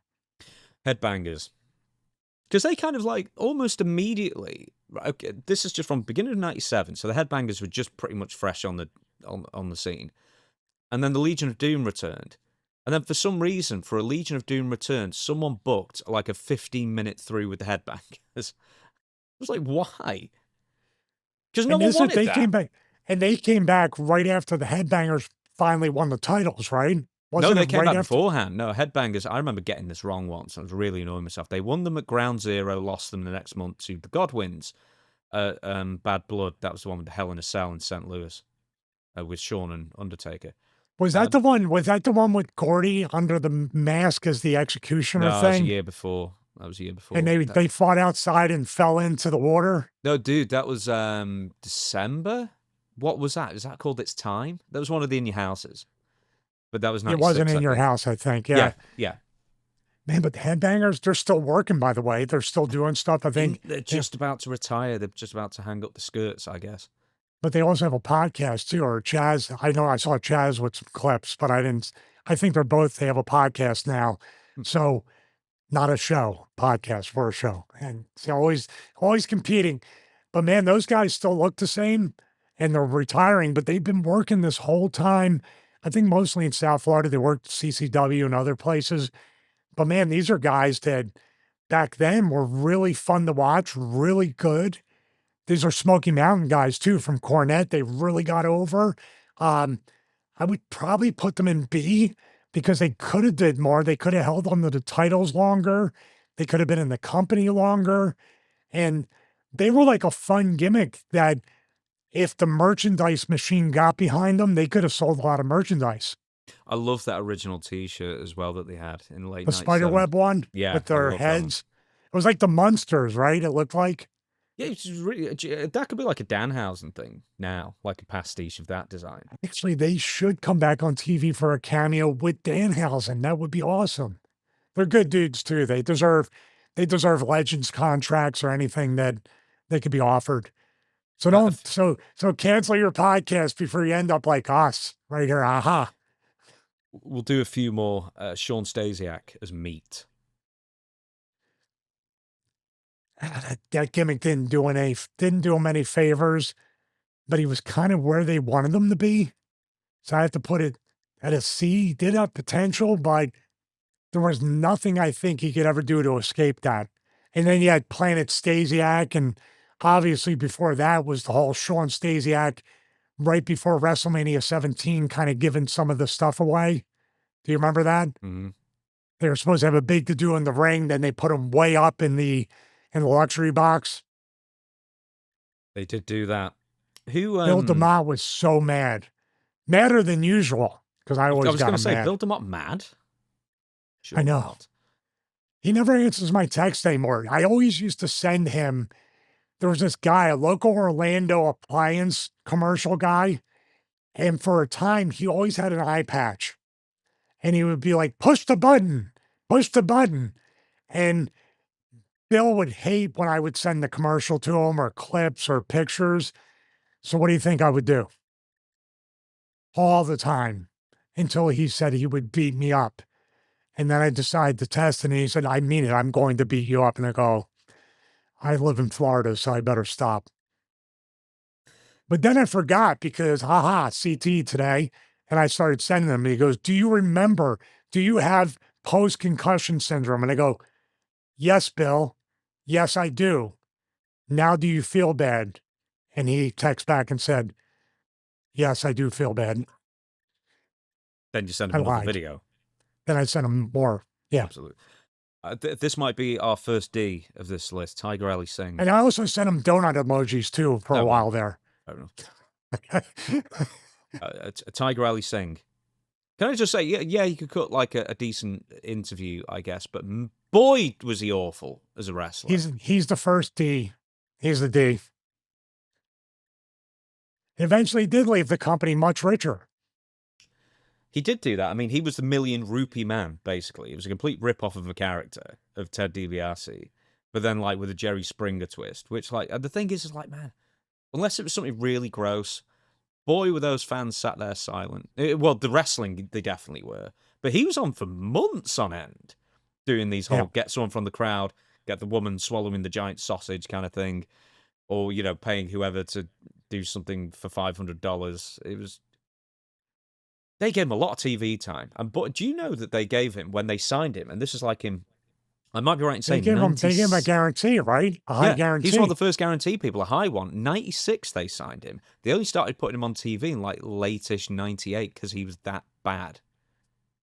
And he was part of the crew that was training with Dr. Tom at Trax, along with Kurt, Edge, Christian, The Rock, all these different people at the same time. Mm-hmm. Maybe not The Rock. The Rock probably left. No, The Rock was in 96. You're right. Yeah. Yeah. But there were people that were in there that you were like, okay, well, is any of this going to rub off? And I'll say this, I always got along with Tiger. He was always cool, nice enough guy. But yeah, he's a D. He's not a D. He's on the left. He's a nice guy. He's a nice guy, but he's a D. How does that work? That's like Billy Gunn being a nice guy, but being mean at the same time. I've got a couple of more names that I wrote down that you don't have, but this is the last one on your list. Joe E. Legend, who was just Joe. Oh, Joey Legend was so talented, so talented. He still teaches seminars. I don't know if he works, if he, I got to send him a message because we do communicate once in a while. Super nice guy. He's one of the guys that I message back and forth on an interval, and I feel bad that we haven't done it enough lately. So much potential. And he was right in there with Edge, Christian, Rhino, that entire Canadian group, and they gave him the Just Joe gimmick. Definitely. I don't know how much more they could have done with him, but he is a high, solid B for sure. Not a B, the tiers. Here we go with the B and Ds. He's not that word. I've got two more. He's a very upstanding, honorable guy, not a B. I've got two more for you. Public Enemy, who everyone forgets was there for like a month. And I'll guarantee practically no one remembers this. They got a WWF tag title shot against Owen Hart and Jeff Jarrett on Raw, at which point they were just killed off them almost immediately. Everyone just remembers Was that the before or after the APA match on Heat? after. I'm quite sure I'm right. I'll double check. But they were in for like a few weeks. They did a promo where they were dressed as the Brood, right? Edge and Christian. And if you thought a Tiger Alley Sing match was quiet, you should have you would have thought you were gone deaf if you were in that audience. It was so uncomfortably, atrociously, awfully, horrendously bad. And then they Yeah, got they fired. have to be on the D tier along with Tiger. The thing with Public Enemy, and I noticed this, it seemed like, and I'll say this too, I individually, Teddy was the cheetah kid. He was awesome. He could do all that high flying stuff that was really not a big thing here in the States way back in the early 90s and even in late 80s. I forget when he started, but their style was, it felt like too slow and too prodding. And plus the fact Johnny Grunge was not in shape, they couldn't keep up, especially we're talking attitude era, right? High octane, high impact, intense, fast paced, crash TV type stuff. They seemed like they were moving like everybody was going at 10 and they were going at 1 speed. Did you notice that when they wrestled? Dude, yeah, like Johnny Grung. I mean, they were both so fat when they came in, and then with WCW, I never looked forward to them turning up. I know they had the table thing, but like, I think they went. Did they go back to WCW at one point? I'm Yeah, they looking at did their after matches WWE, after WWF. because they went from ECW to WCW for years. Then they went to the WWF, so they're one of those like rare people who actually did all three during the Attitude Era. But when they got to the WWF, which is what I was watching religiously at the time, they didn't belong. And then when the Dudley Boys turned up 6 months later and they got tarred with the Public Enemy brush, thinking, oh, all these they haven't been in ECW since '96, but all these ECW guys coming up and thinking this, that, and the other, immediately get put with the APA for an attitude check. But the Dudley Boys passed that with flying colours. I'll give this to the Public Enemy. The story goes, I think Bradshaw has said this as well, and Farouk, but I'm pretty sure Bradshaw did, is that after they stove their heads in, and it was like a bloodbath practically on that Heat match, which we need to watch at some point. Afterwards, Public Enemy got to the back, they were waiting for them, shook their hands and thanked them and didn't say anything. Yeah, I remember that. I did see that clip of John talking about it, and leading up to that, everything seemed to be pretty copacetic. But then they were in gorilla position, if I remember correctly, and then they didn't want to do the job. They didn't want to lose, or something happened where they kind of blindsided both the guys right before they were going out there, right as they were going out there to change things before they went out. Another deep dive coming in there, I think. I don't know the full story. I just know that they were not long for the I'm WWF recalling, world. yeah, I'm recalling something that I watched from John, probably the same podcast clip that we both watched, but I watched it like probably 3 weeks ago, and it just stuck with me the way. And John tells great stories, and John wasn't the hero of the story or anything like that. And if anything, he was just like kind of confused, like, why are you doing what's going on here? Like right before we go out. And then they were just like, okay, and yeah, he said that we were waiting for them to come back and whatever, and they just shook their hands, walked right out. And did they leave the building or did they stick around? I think they left the building. You should have done if they didn't. I think I've got a theory that there's one other thing is that they were caught in. When you always say Vince always wants to kind of get a clean shot. That's what you always say Vince said. With Yeah. the camera shots. There was one time when they were doing that. I said that awful Brood imitation thing to silence, like a segment afterwards in the same show. They were in the background, just walking past, dressed in the wigs and the shirts and everything, while they were trying to do like a backstage live interview. And something tells me with that as well that was going to be a problem for Vince, because like anyone who ruins his shot is, It's already going wrong, and that must have been another mark against them, even though it's a tiny thing. Yeah, but now they do it on purpose. So they were ahead of their time. Right now, they want people in the background doing stuff or just generally wrestlers hanging out during pre-tapes. So after they lost in under 2 minutes their tag title shot, they wrestled a couple of times on Shotgun, and they were gone. They lasted 6 weeks, and they did go Oh, back to Shotgun WCW. Saturday night. If you think it's quiet during Raw or Heat, I'd imagine being there afterwards at 10 o'clock or 11 when they taped Shotgun Saturday night. Oh, did they take them afterwards? Some of them they taped afterwards, yeah. Oh, dude. We've got one more name, and I'm And gonna. and that was one live and one recorded Raw and then Shotgun, right? Back then they would tape the second during the Monday Night Wars. I thought they taped Raw the next day, so it was a Monday then Tuesday. So they would tape. Could have been. So it'd probably be Heat, Raw, Shotgun, Heat, Raw, Shotgun, Monday and Tuesday. I could have swore that Shane said one time that when he was working there as Dean Douglas, that they had a Raw and then he did something on the next. There was a live Raw and then they taped the second hour for next week. Oh, dude, no, they did further. They did a block of 4 episodes of Raw. So they Before would tape. Bischoff started calling it out all the time. Yeah. No. I mean, they were doing it. Bischoff called it out. They were doing it in '96. They were doing a live episode of Raw once a month, and then they would film 3 more weeks worth of matches. Then they probably do all the rest of the pre-tapes before or after and wedge them in. But the live Raw obviously had to be an hour long. So I figured that was a pretty long evening of recording. So you're still 10, 11 p.m. Shotgun Saturday night. Here comes Public Enemy. Pretty much.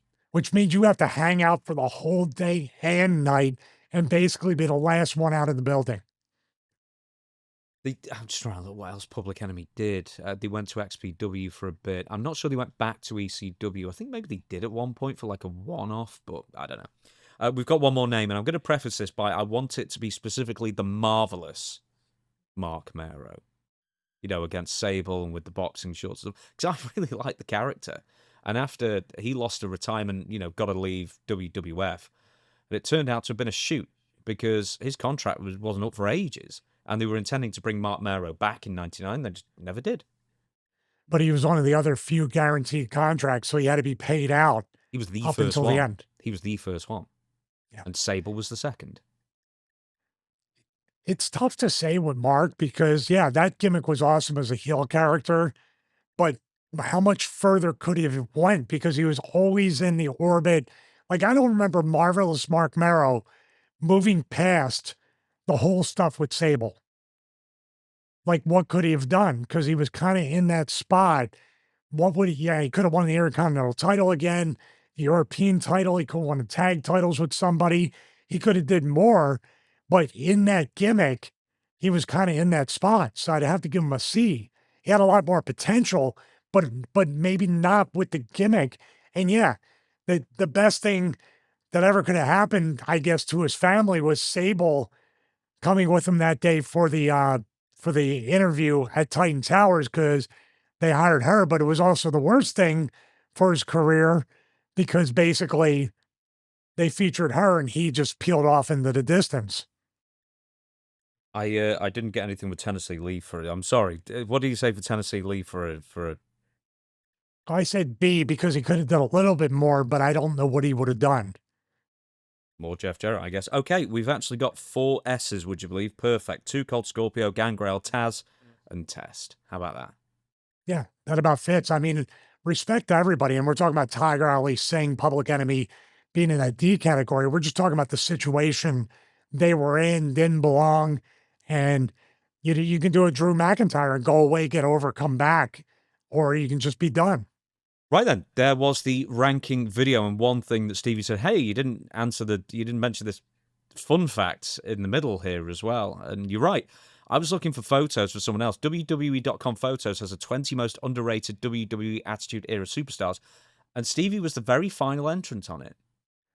And a couple of photos that I've never seen before of you as well, so I'll send them over to you if you don't have them.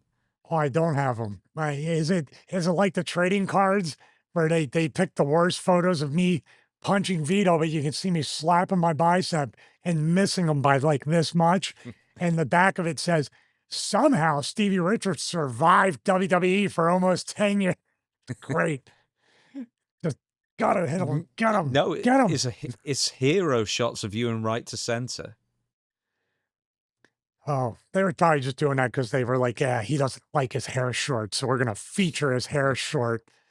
Maybe. Might be coming up maybe, again. Who knows? Might do the old, you know. No, you've been threatening that for ages. I know.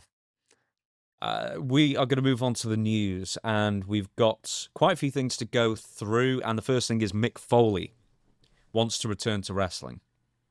And you wrestled him in TNA, so you're, among his very last matches as well. So you're in an excellent position to talk about this. But anyway, Mick Foley had to retire from full-time pro wrestling at the age of 34.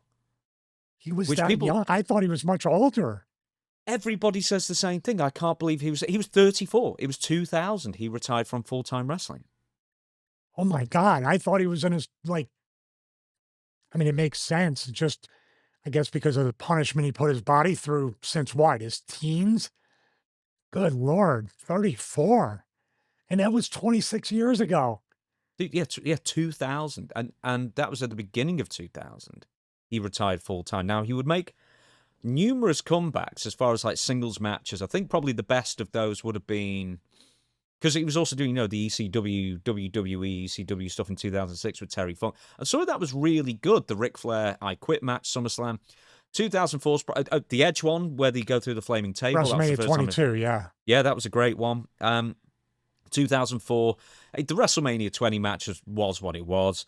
But the Backlash match with Randy Orton, the next one, I do it every time now. I love it. With Randy Orton, with Cactus Jack, that was a really good one. He actually got himself, lost a lot of weight in just a month to get in shape for that as well. He would do some other stuff with WWE, some one-offs here and there of, I guess, ever decreasing importance, I think it would be fair to say. Then he goes to TNA in 2009. You would work with him a good couple of times as well during this period. He would write a book called Countdown to Lockdown, where he was basically counting down the days and almost like a diary format for a autobiography. I think his fourth, unless it was his third, either way, where he was going to wrestle Sting in a one-on-one match in the cage at Lockdown. And the match sucked, and he hated it. And that was the big payoff to the book. And this was in 2009 because he couldn't get it done physically anymore, at least in the singles thing. Before we go to AEW, how was Mick to work with as far as physically? What could he do? What could he not do? Was he rather self-critical as he would be in his books? No, we had a good time. It was Final Resolution, myself and Raven versus Mick and Abyss in a Foley's Funhouse match, or like a hardcore match, basically pins count anywhere type thing. But man, it was so much fun working that match. The thing that Mick, and this is something with many people that we talked about in the underrated part, it's amazing when you're in the ring with Mick and you go to grab a hold of him, you don't understand. I don't mean this as overweight. I mean, he's a big dude. He's a big guy, and he's taller than you realize, because he kind of bends over and does this a lot, but he's not like a small guy by any means. Dude, he was built at 6'2". He purposely built himself shorter than he was. He built himself at 6'2" when he was 6'4". Looking at him eye to eye, trying to put the general anesthesia on him, and his back of his head is like right in line with mine, I'm like, and I'm 6'2", so I'm looking at this. It was easy talking the match over between, I didn't talk a whole lot. It was mostly him and Raven and Abyss and myself just kind of listen, and they asked us questions. But it was an easy match to do. He could still go in that element. But what you're talking about, the interval of these returns, and I'm hoping it'll be the same thing in AEW, special attraction. He was an authority figure in TNA. He didn't wrestle each and every week. So he had enough time to kind of do that, then recover. And it was kind of a walk and talk match. The bumps in those matches too, James, outside of the elbow. If you B-roll the elbow in, Chris, he dropped the elbow, he wrapped me in barbed wire, put me on the table by the stage, dropped the elbow, and took about 90% of the impact because his hip and everything landed. And my bump was easy going through the table, but he took some hard bumps in that match. but because it's a hardcore match, you are limited to the amount of bumps you take now as far as weapons and stuff. But I didn't think, like when we were wrestling, I was like, oh man, he's really slowed down. Oh man, this is probably his last match, if not one of the, I just thought, man, his pacing and intervals are really good. He could probably do this for a long time. That's the impression I had. So he pretty much gave up after TNA. There was a couple of appearances, one in the Royal Rumble, one in that interminable Legends and it was one of the Juggalo Championship Wrestling where they got all the legends involved, and it ended up just being a calamity. Was that the one Dutch was on? Yes, it was one of his very last ones as well. It was like a 6-way random. I don't know what it was. I know Austin Idol was in it. So anyway, at the age of 58, this is a couple of years ago, Mick Foley starts talking about getting back into the ring to train for one more death match to celebrate 60 years, his 60th birthday or thereabouts, kind of as a motivation to lose 100 pounds as well, to have a goal. Shortly into his new wrestling training, he picked up a concussion while barely doing anything in the ring. Apparently, he didn't even realize where he got it from. He was just that sensitive, basically. 2 doctors advised him to never try pro wrestling again. Fast forward a couple of weeks ago, Mick Foley has joined AEW. I don't know if we talked about it. I was kind of the opinion, like, kind of, what do you do with him? Because he can't wrestle, he can't do this, he can't do that. He's too big to be a manager, especially in AEW. You're just going to pay him a lot of money to be a pre pay-per-view hype guy or something.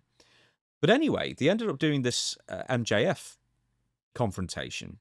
And MJF kicks him low, and it's because Mick Foley said that Darby Allin was going to win the title that night as his prediction.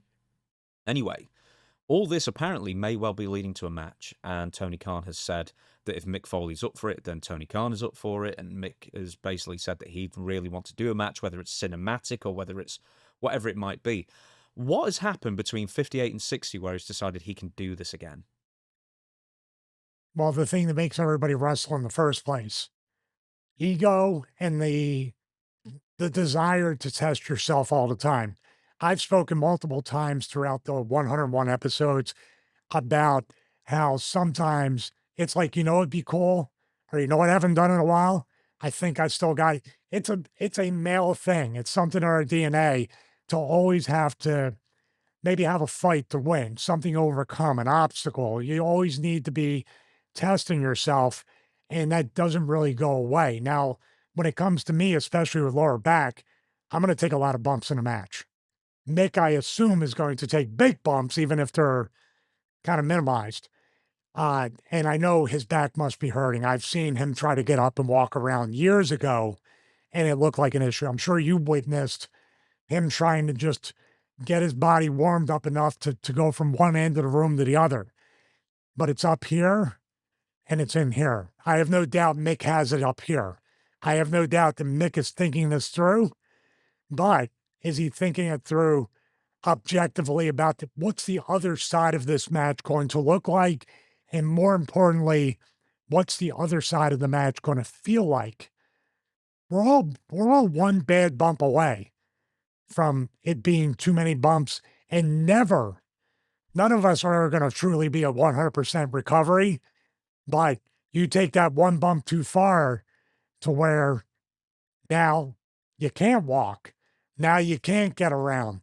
Now you do have nerve damage. Now there's something going on medically with your body you don't quite understand. Now the CT does kick in. Now the forgetfulness. Now the agitation or anything else that comes from CTE. We all are in that thing of, I think it can just be a little bit more and it won't be too far, where basically when he was training and got that concussion, if that was 2 years ago or a year and a half ago or a year ago, we're already past, we've crossed that Rubicon. We're past the point of no return. But guess what? We're going to talk about with Punk as well, with the, I guess, controversy about his photos. It's Mick's body. It's Mick's life to do what he wants to do with it. People who love and care about him can say, think about it, try to talk him out of it. Here's the thing about wrestlers too. We have a degree of spitefulness. If you tell us we can't do something, we'll show you. You'll see. But guess what? In the end, our bodies, our minds, and the medical industry are going to end up showing us and making us see. What role do you think Tony Khan has in all this? Just before we get to Tony Khan, and I'll lead back into that, is that Mick Foley's fallen out with WWE as a company because they're very closely associated, as well as TKO as well, even more so with Donald Trump, and he disagrees with the politics, of course. But I'm wondering if there's something else going on here.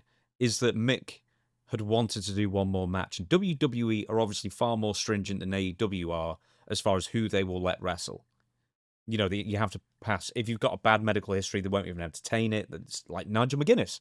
They wouldn't entertain, you know. Corey Graves would be another one. Daniel Bryan was another one for a while. Paige was another one. Various examples. Whereas Tony Khan is very much more open to just, yeah, have a go. You know, try and live. See what happens.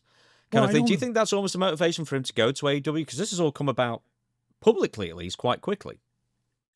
You think, and if I can just kind of change the words, maybe, but not the meaning, what you're kind of saying is that I'll do the Bubba. So what you're saying is, no, I'm not saying it like that.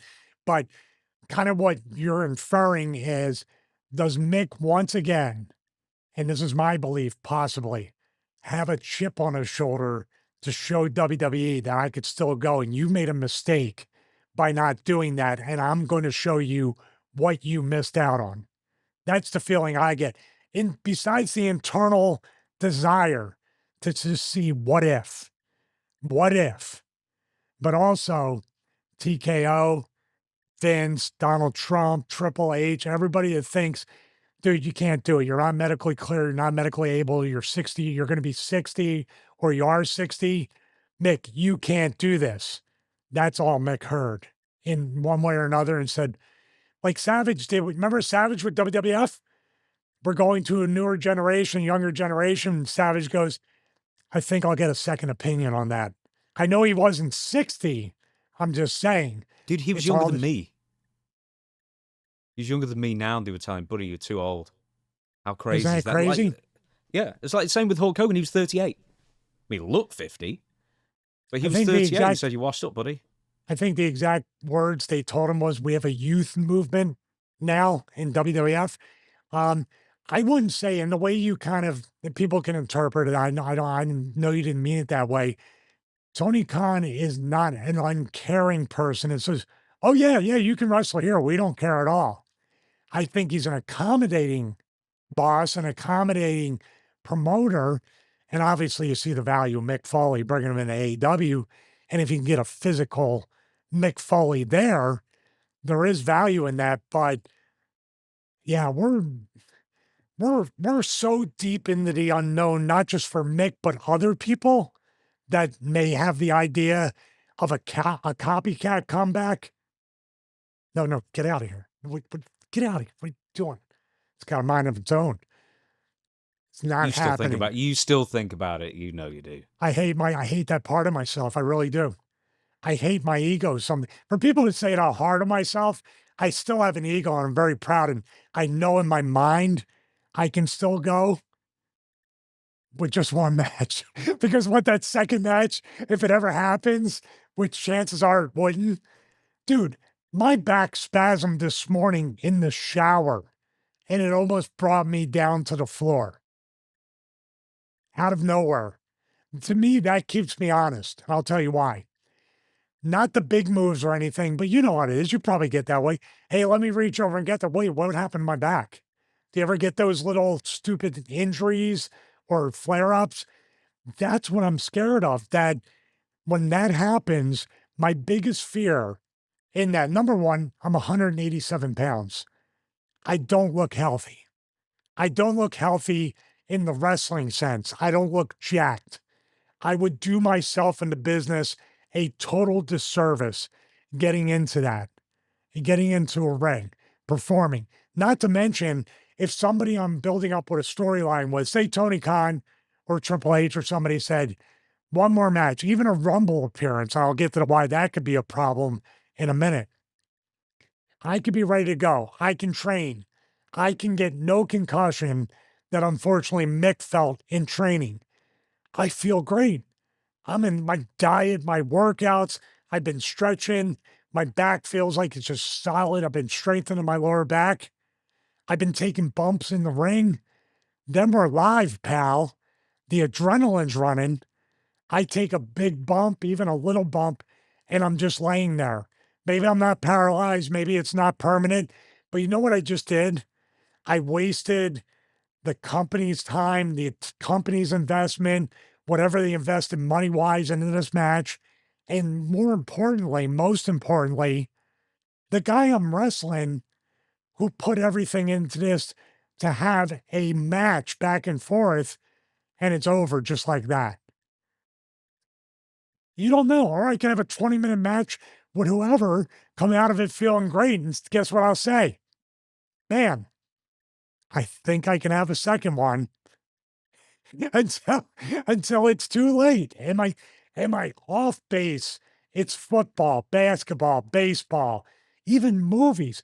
Bruce Willis had his illness to the point where he didn't remember any of his lines, but he was still making movies to the point where people were like, just please stop. I don't want to be that dude. I don't want Mick to be that dude either. So that kind of goes on to the next thing. It's like one, he said, well, maybe I could do a cinematic match, but for me, I just think that's a total cop out, and I don't find them enjoyable because you might as well just watch a film at that So point. it's a The film live with element's stunts, gone. is what he's talking about, with the Yeah. occasional stunt thrown in. Is this a Ric Flair thing? He hasn't wrestled in 16. Here's the argument. So I've not wrestled like a proper match in 16 years or something like that. And I was struggling to go then. Do you know what would help? Is another 16 years of accumulated injuries and being too overweight and age-related, whatever it is. That'll make the match go better. And Ric Flair was the same. Like, he couldn't really get it done in TNA. And then he thought, well, another 15 years on my body, that'll probably help the old performance. I don't know why. Is Ric Flair and Mick Foley in that sense two peas in a pod? They're just talking themselves into something they can't possibly live up to. And is it a Ric Flair thing in the sense of, well, people were watching that hoping he wouldn't die. They weren't there going to look for a great performance or to enjoy it. I think more people were watching it thinking, oh my God, this is going to be the day he dies in the ring. I don't think they're two peas in a pod. I think you're taking that blanket thing of wrestling and having a full-time match or having a full match too late, not only in your career, which is over, but also your life, 60s, 70s, stuff like that. Mick is different because, just as me guessing with this, Rick needed the money as well. Mick is very frugal, very good with his money. I don't know. I'm not aware of his, financial situation, but I have to think you just don't become a heavy spender after saving for forever. So I would think Mick's thing is more of a pride, ego, and this is the word I think of too. We have pride, ego, a little bit of insecurity. Maybe you want to be relevant. We all have that no matter what age we are. The curiosity factor. What's it going to be like? I want to see what it feels like.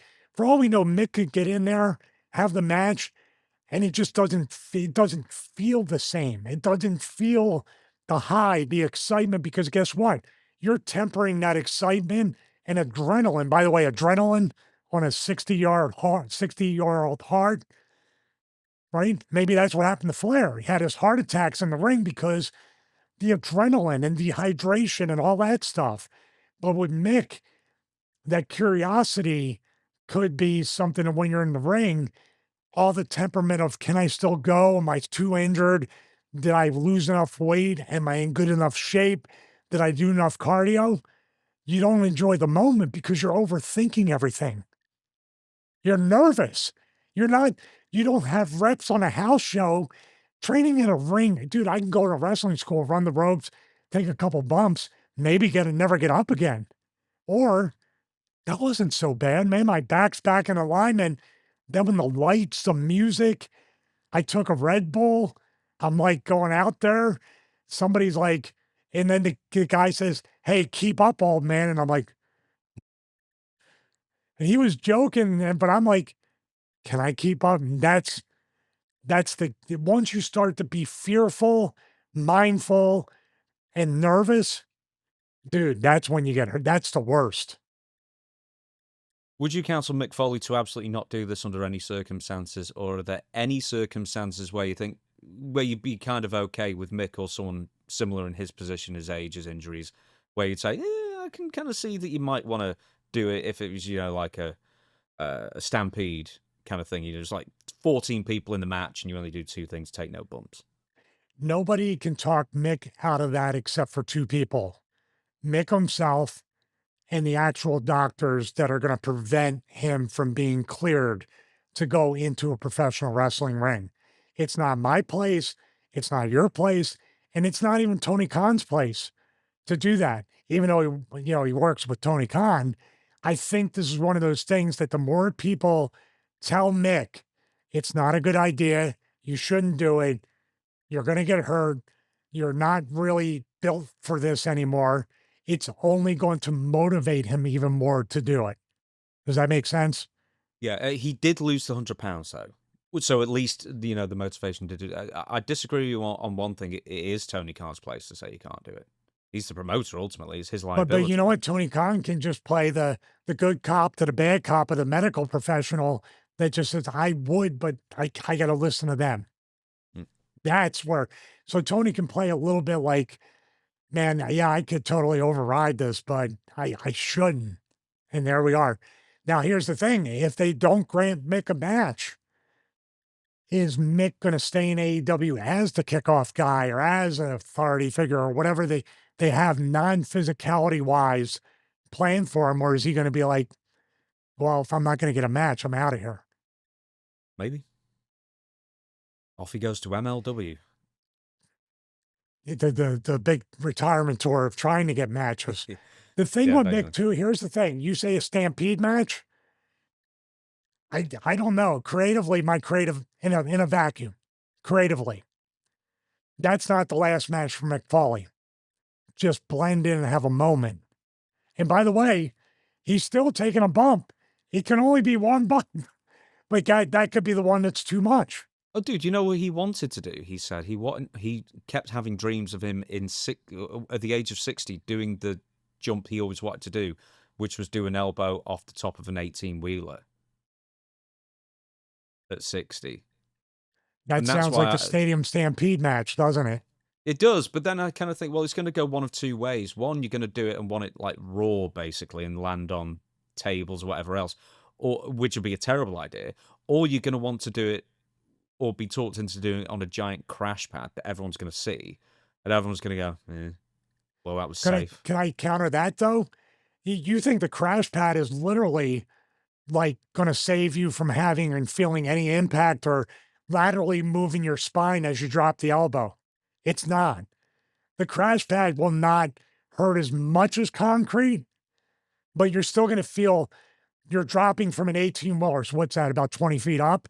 About two, maybe 1.5, 2 stories. You drop down on that crash pad, and then you're going to feel the shift in everything right there, which, by the way, what would that do? Could just knock everything out and you can't walk, or you have a herniated disc that touches the nerve, which basically, trust me, doesn't feel great. I'd rather see Mick be, I can't even say overpaid. You can't overpay a legend like Mick Foley. You come in, I'd rather see him as a media person, an ambassador, a hype man, somebody that can do make-a-wishes, everything like that to represent the good in AEW. But he's going to wrestle. He's wrestling. If they clear him, he's going to wrestle a one-on-one match. Even with MJF or anybody that's super safe, there's a degree of danger in this. So from someone who's, racked with injuries and physical issues to somebody who looks, at least cosmetically, the best he's ever looked in his life at the age of, 48 or whatever he is, CM Punk. He's been gone from WWE television since WrestleMania 42, where he lost to Roman Reigns. Roman Reigns. And boy, he's been hitting the gym hard. it seems. I mean, you saw the image. What was your initial impression? The question is, do you think he's on the steroids? My initial impression when I saw it was what I told you. I thought it was AI. I thought somebody like it looks like it's filtered a little bit, and that doesn't take away from the size or the vascularity or the thing. The next thing was I was doing my Uncle Rico from Napoleon Dynamite. Like, gotta just make my arms bigger. Cause I was like, I looked at that like, ugh, like, and it's shit. Like, man, Flair was right about my neck after looking at Punk. Holy God. So, hey, here's what I'm echoing. I mentioned it during the Mick Foley thing. It's his body. He can do whatever he wants with it. It's up to him. There is a big debate, and we're going to talk about Ryback coming to his defense of all people, and also Nick Nemeth not coming to his defense so much as Ryback did, and talking about TRT as opposed to PEDs. So this is what Nick Nemeth said, while not directly accusing CM Punk. He says, "I love that straight edge guys are like nothing is ever going in my body ever, except PEDs, which I'll be putting in my body actually very often now because I do steroids. But of course that does not break my sacred vow. I am more disciplined than you." Nick Nemeth hates CM Punk personally, accused Punk of basically ruining Nick's whatever pushed Nick Maven getting an AEW at the time. Then Ryback says pretty much the opposite. So Ryback actually defended Punk. Is he on steroids? Quote, TRT, HRT. The reality is nobody knows except him and the medical professionals involved, if any. Yeah, I've said it before and I'll say it again. Happiness is a choice and being angry and complaining is a choice. We all have free will. When I look at Punk's physique, I don't see something that screams steroid abuse. I see a stronger, healthier version of his previous self.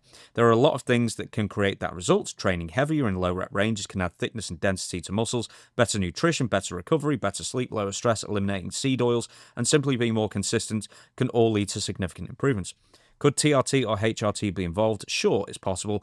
But if someone has medically low testosterone or hormone levels, restoring them to healthy levels is about health and quality of life. It shouldn't be something people are shamed for. There's a big difference between optimizing health and abusing performance-enhancing drugs. Having been under the WWE wellness program myself, I understand the rules and requirements. Personally, I don't believe CM Punk is abusing steroids. I believe he's likely made positive changes, and whatever he's doing appears to be working. Just before you jump in, I want to add one other thing. I don't know if it was Will Tennyson or someone else, one of the big gym guys on YouTube. He was interviewing people in the UK, like Birmingham, wherever it was, like a big convention at the Arnold Strongman Classic. And he was asking people and said, are you natty? Are you on steroids? And if they were, yeah, I've seen that. Yeah. Yeah, and if they were English, they'll all go, or European, they'll all go, yep, I am. I'm on the steroids. I'm on this and that and the other, or I've tried them, or I've done this. And he kept saying the same thing, the host, and he was like, well, why is it Americans won't admit it, but UK and Europeans will?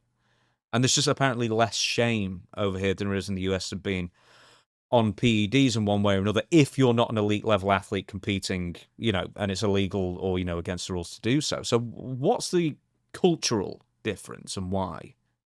Yeah, there's always been a stigma because steroids were legal at one point. Right? Most famous here in the States is the NFL football player Lyle Alzado, who ended up getting brain cancer and passing away. But he did a ton of, and they did swing his moods, or they put his moods, his aggression much, much, much, much higher. Of course, moderation is always key and being smart about stuff.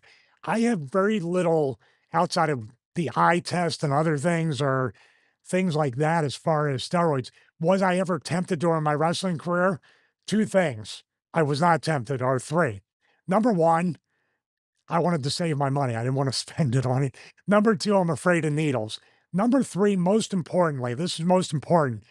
I knew my body would just go back to what it would at the peak or at the plateau I hit, and I would only be pushed according to one thing or another, meaning that in my mind, my guess was if I did a ton, you would start to push me, but I've had to come off. I would be de-pushed and I would have to, this cycle. And that's why a lot of guys that I've seen, you could see who they were, stayed on all the time, high dosage of everything. With steroids and TRT and all that stuff, and there is a differentiation of steroids to TRT.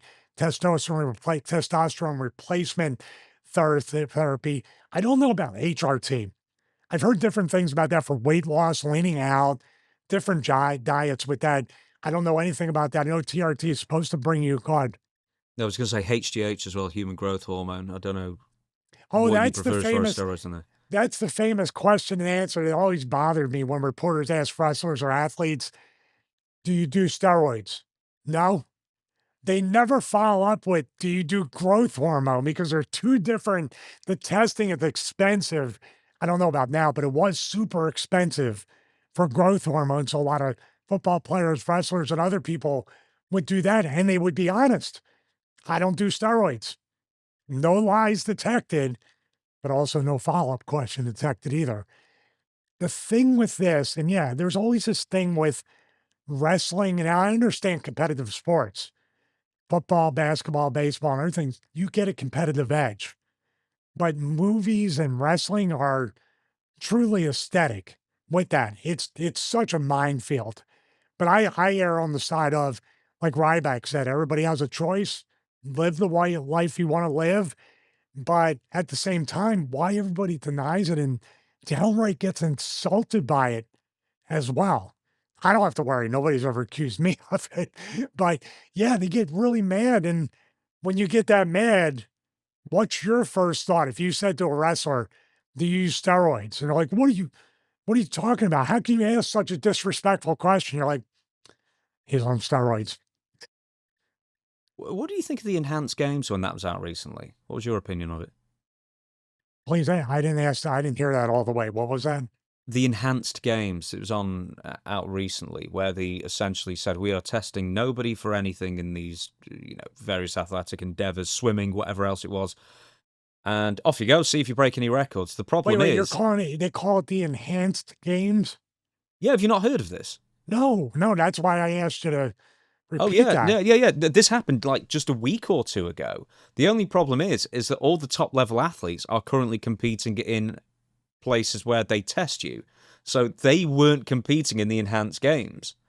So it wasn't a fair, it wasn't a fair comparison because all the people in the enhanced games were people who've retired from top flight competition, but are still on all the gear for the most part.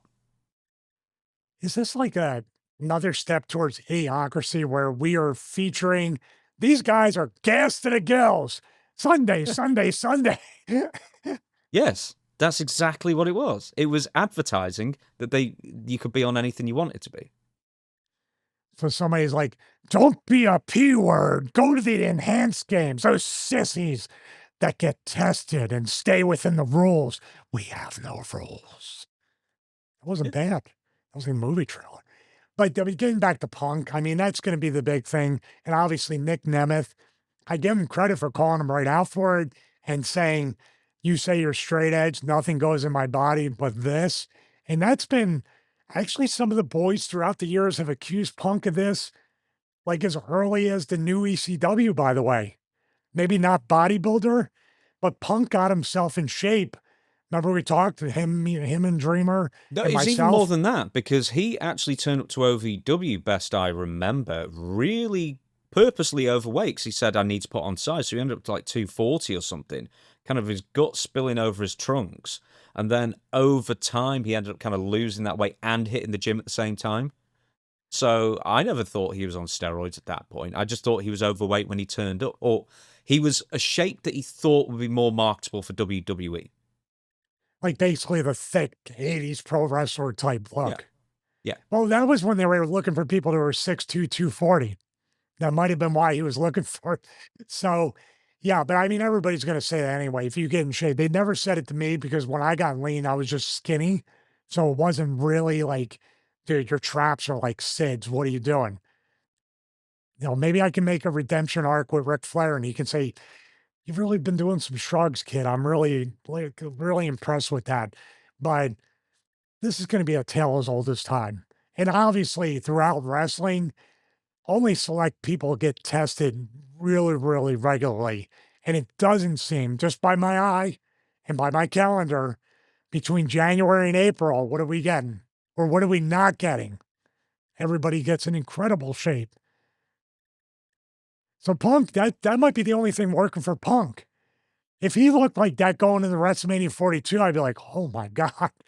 But he's doing it afterwards, or maybe he's smarter than everybody else. Now he's under the radar. I don't know. I think the answer is no one knows. And if he is doing something, who cares? Well, I mean, he used to be my friend. I generally care about his health. I don't want to see the guy have any medical conditions or and that's really right there. Like you said, nobody knows. We're still, even all these decades later, not quite sure of what the side effects, short term and especially long term, will be.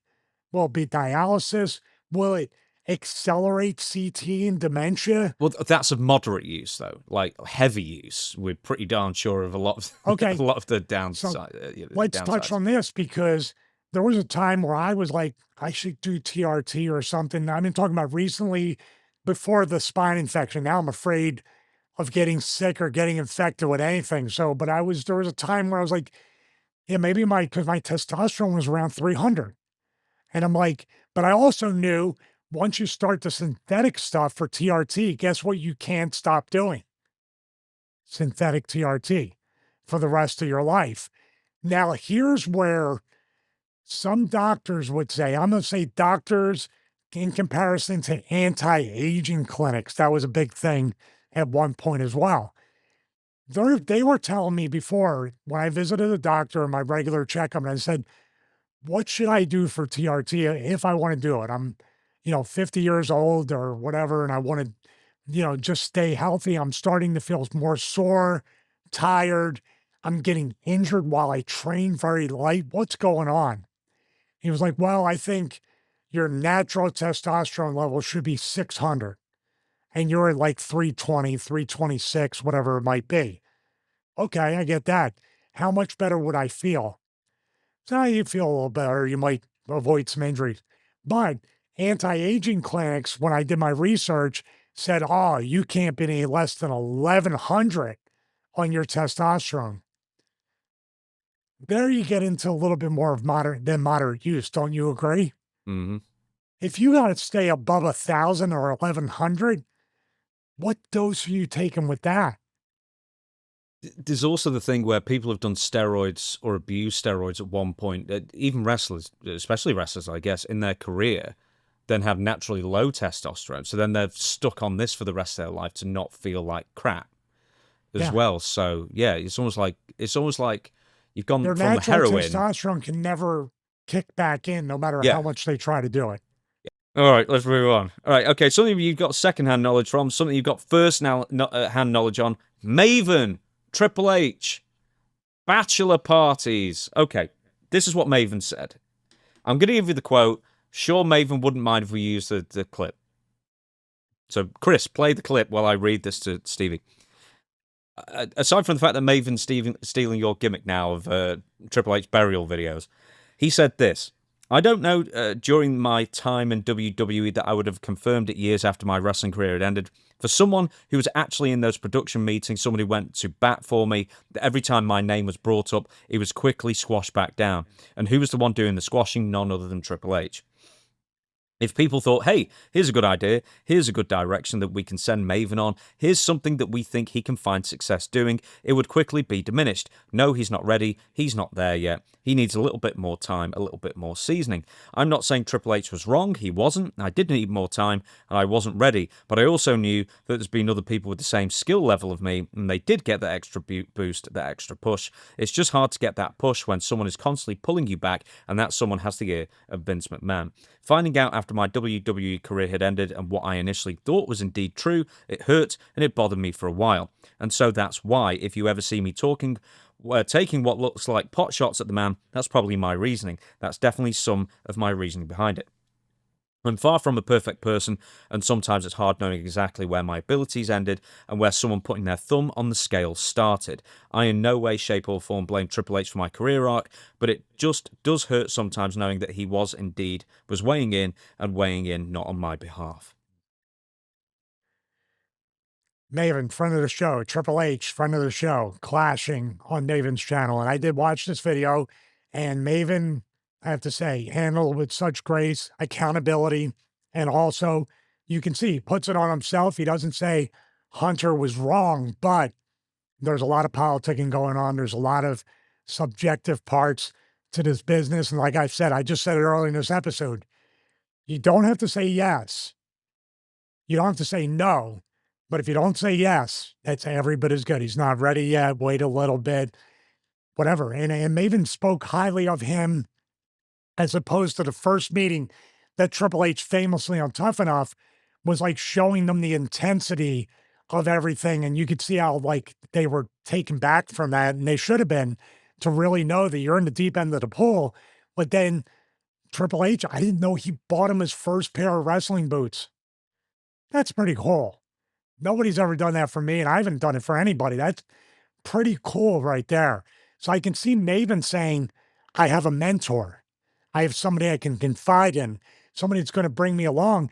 And it seemed to morph into something to where Hunter was encouraging Maven, but then holding him back from testing him in bigger situations in the production meeting, and also not telling Maven, hey, by the way, you're not ready yet. And I said in the production meeting, keep working hard. You need to work. Is that sort of what I'm getting? That he was kind of two different stories, one to Maven's face, one in the production meeting. And yeah, the Hunter probably did that with a lot of people, maybe even myself. I remember when I was told we want talent sitting in production meetings, and Hunter would never open his mouth when Dreamer and I were sitting all the way in the back, and then we would leave, and somebody would say, you know why, like after you left, he was burying you. I was like, well, what can I do? You know what I mean? I want to learn. I don't want to go up to the guy and say, dude, you're trapped. You can't go up and say, well, Hunter, like, if you think I need improvement, please tell me where it is. I never said it. I think you're great, man. And walk away. Then you're doubly buried. Very much a minefield. What other stories in the video did Maven mention that you could back up? Voluntary. Actually, mandatory. Mandatory. You know, I was told for decades, and maybe even I might have mentioned it during one of the episodes or just in passing on the show, but I've been told, like directly from the boys and other people, that I'm lying, that talent relations, they said, there's no way talent relations did this. I got a call from talent relations inviting me to Triple H's bachelor party.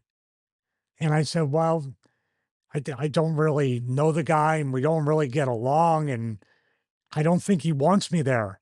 And they say, no, you don't understand. We're calling on behalf of the company to tell you that this is mandatory, that you attend his bachelor party. And I said, the guy, I don't think the guy is that unpopular that the office has to. I'm saying this to the people in town relations, to the two women that were in charge of doing this.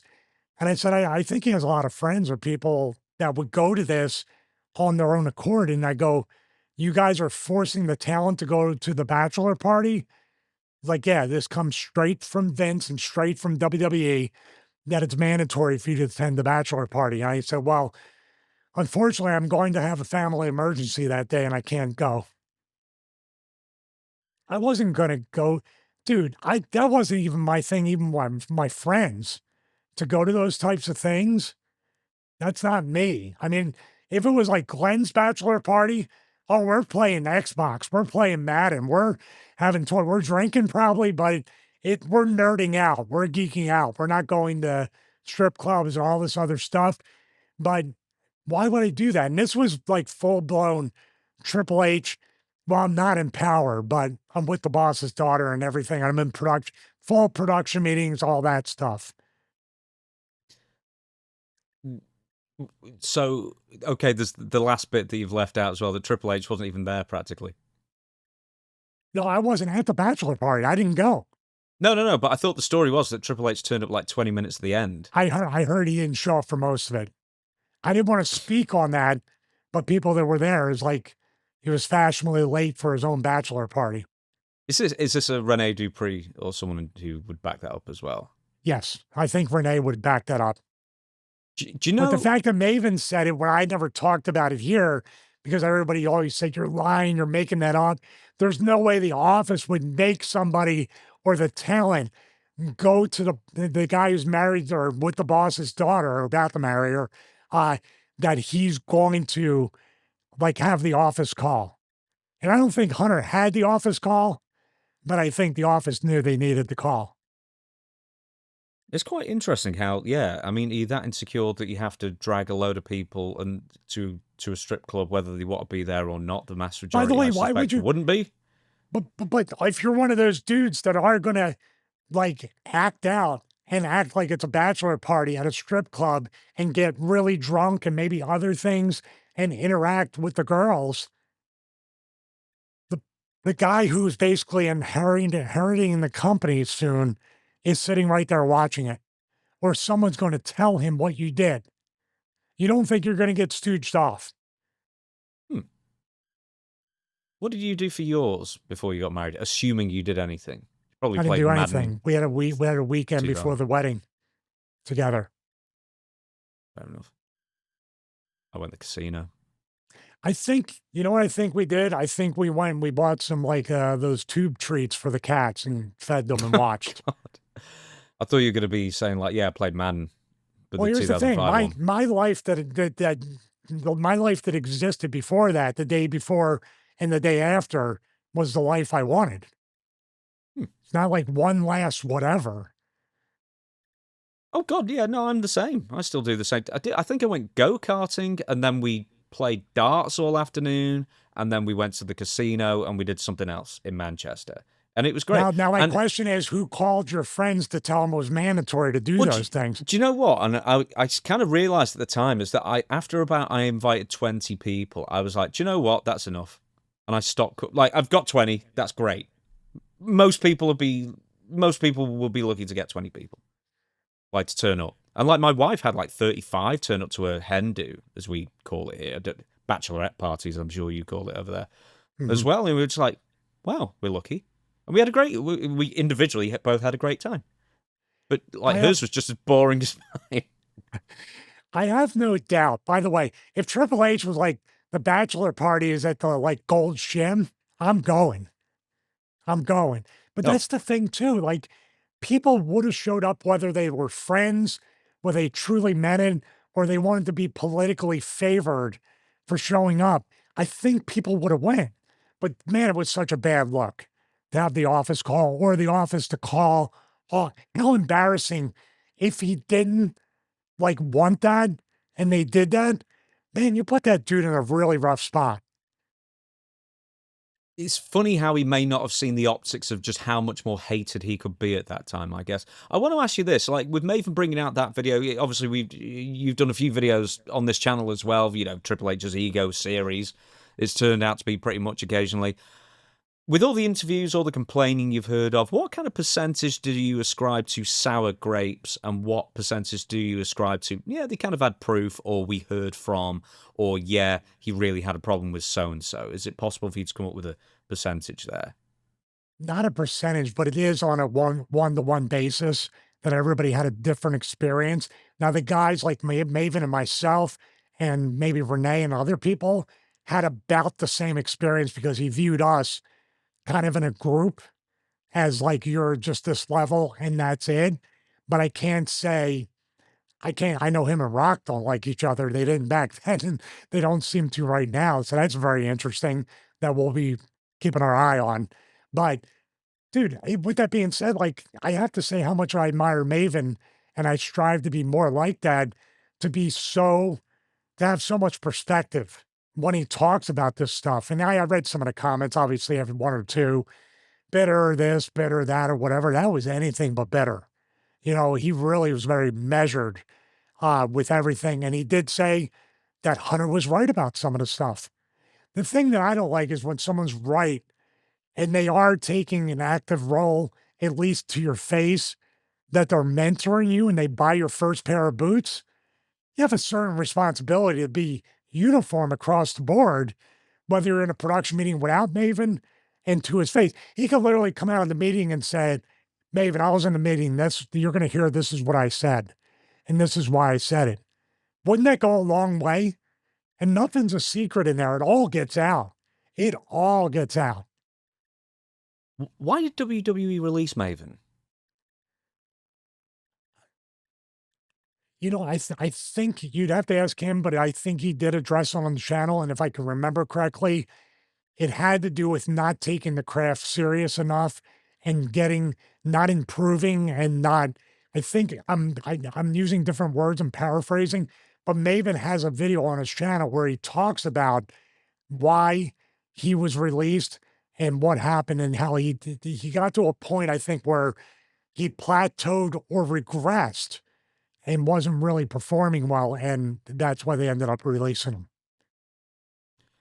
We've got one or two more things to talk about now. Chad Gable, he is now back on WWE television. He was on SmackDown, he was on Raw just yesterday as we record this as well. Chad is now almost the contrite, apologetic babyface, sticking up for the luchadors and apologizing for his previous treatment. I think, was it Dragon Lee or who was it on Raw who said, "Yeah, well, you did some horrible stuff to us before you were El Grande Americano as well. So you've got a way to go, buddy." But, I don't remember that, but that's the line. That's the line of this entire thing right there. He's like, "Hey, by the way, you're a jerk before." Where do you think they're going with this? Because look, WWE has burnt through a lot of their goodwill since Triple H took over in 2022. So I think a lot of us are judging stuff on the first week now. But now Chad Gable is apologetic babyface with cap in hand kind of thing. Where do you think they're going with this? Do you think they're going the right direction? I honestly have no idea. It's interesting, but you have to grab the attention and put it in a specific direction way sooner than later. You just can't have them apologizing for 6 weeks, right? It's going to get real played out. Here's what I see, and I hope we're not getting a Chad Gable that is very neutered, very vanilla, very homogenized. You know, like a babyface like a Rocky Maivia babyface that people are going to turn on. Here's what I would pitch. He does this, and then a heel like a Miz or somebody initially, or somebody who he can go over on in the first storyline, starts saying, "Where's the old Chad Gable? You're pathetic. Look at you pandering. You used to stand on your own, didn't care who you annoyed, who you offended, who you peed off, or anything like that." That brings out Chad Gable that used to be the entertaining heel, but now he's doing it to the heels. Do you see what I mean? And maybe he teams up with a Danhausen or other people, but I think this sincere apology tour cannot last very long. And then I know what they're going to do. You know what they're going to do. I need to prove myself to the luchadors. Save after save after save. Tag match where he's reliable. Tag match where he's reliable. Makeshift tag team champions, and he's just here. That's what I see happening. I wouldn't have a problem with that if they were going to do the Ole Anderson, Dusty Rhodes turn, where, Ole spent a year trying to convince Dusty to tag with him and finally go against whoever else it was in the match. I can't remember. And then as soon as they get him into the ring, then that's when maybe, American Made or something like that, we're going to finally, I've realized the error of my ways, and then, they finally get Penta, whoever it is, in the ring. And then they all tag up and beat him, mercifully. And I don't know. Okay, here's another question. Is babyface the right way to go with Chad Gable long term? Oh, we talked about this on the watch along where we did the tag match and I was a babyface with Raven, and I'm like, I am an awful babyface. Chad's strength is being a heel, but that's why I think if he can direct his heel tendencies of being swarmy and everything and actually getting over on the heels, that'll make him a babyface. Do you want to know what I feel like would be the perfect, impactful, out of nowhere Chad Gable turn, where literally he can screw over Penta in every way possible in one fell swoop? And I don't know how they would do it. There might be better ways just off the top of my head. It's a tag team match when he finally earns the trust of Penta, not after too long, by the way, where you're like right on the nose with it. tag team match. He's there for Penta. He saves them. They win a couple tag matches. They fight a heel tag team. They're both wanting the Intercontinental title. Only here's the stipulation. Whoever pins Penta becomes the Intercontinental Champion. Everybody assumes those two heels are going to fight, which they are. Penta's out in the middle. Chad Gable covers him and wins the Intercontinental title as his partner. Then he reveals that it was me all along, Austin. I've got one problem with that, is that I think if you're going to capitalize on how great Chad Gable is, you need to forget the IC title. You need to forget the secondary, because it doesn't mean anything now. Talking about the world title? Yeah. If you're gonna do something with, like the whole Triple H Unreal thing with LA Knight, it's like, we were doing this for you. You're gonna be the runner-up to Seth Rollins and Money in the Bank. You want to do something with somebody, do something with somebody.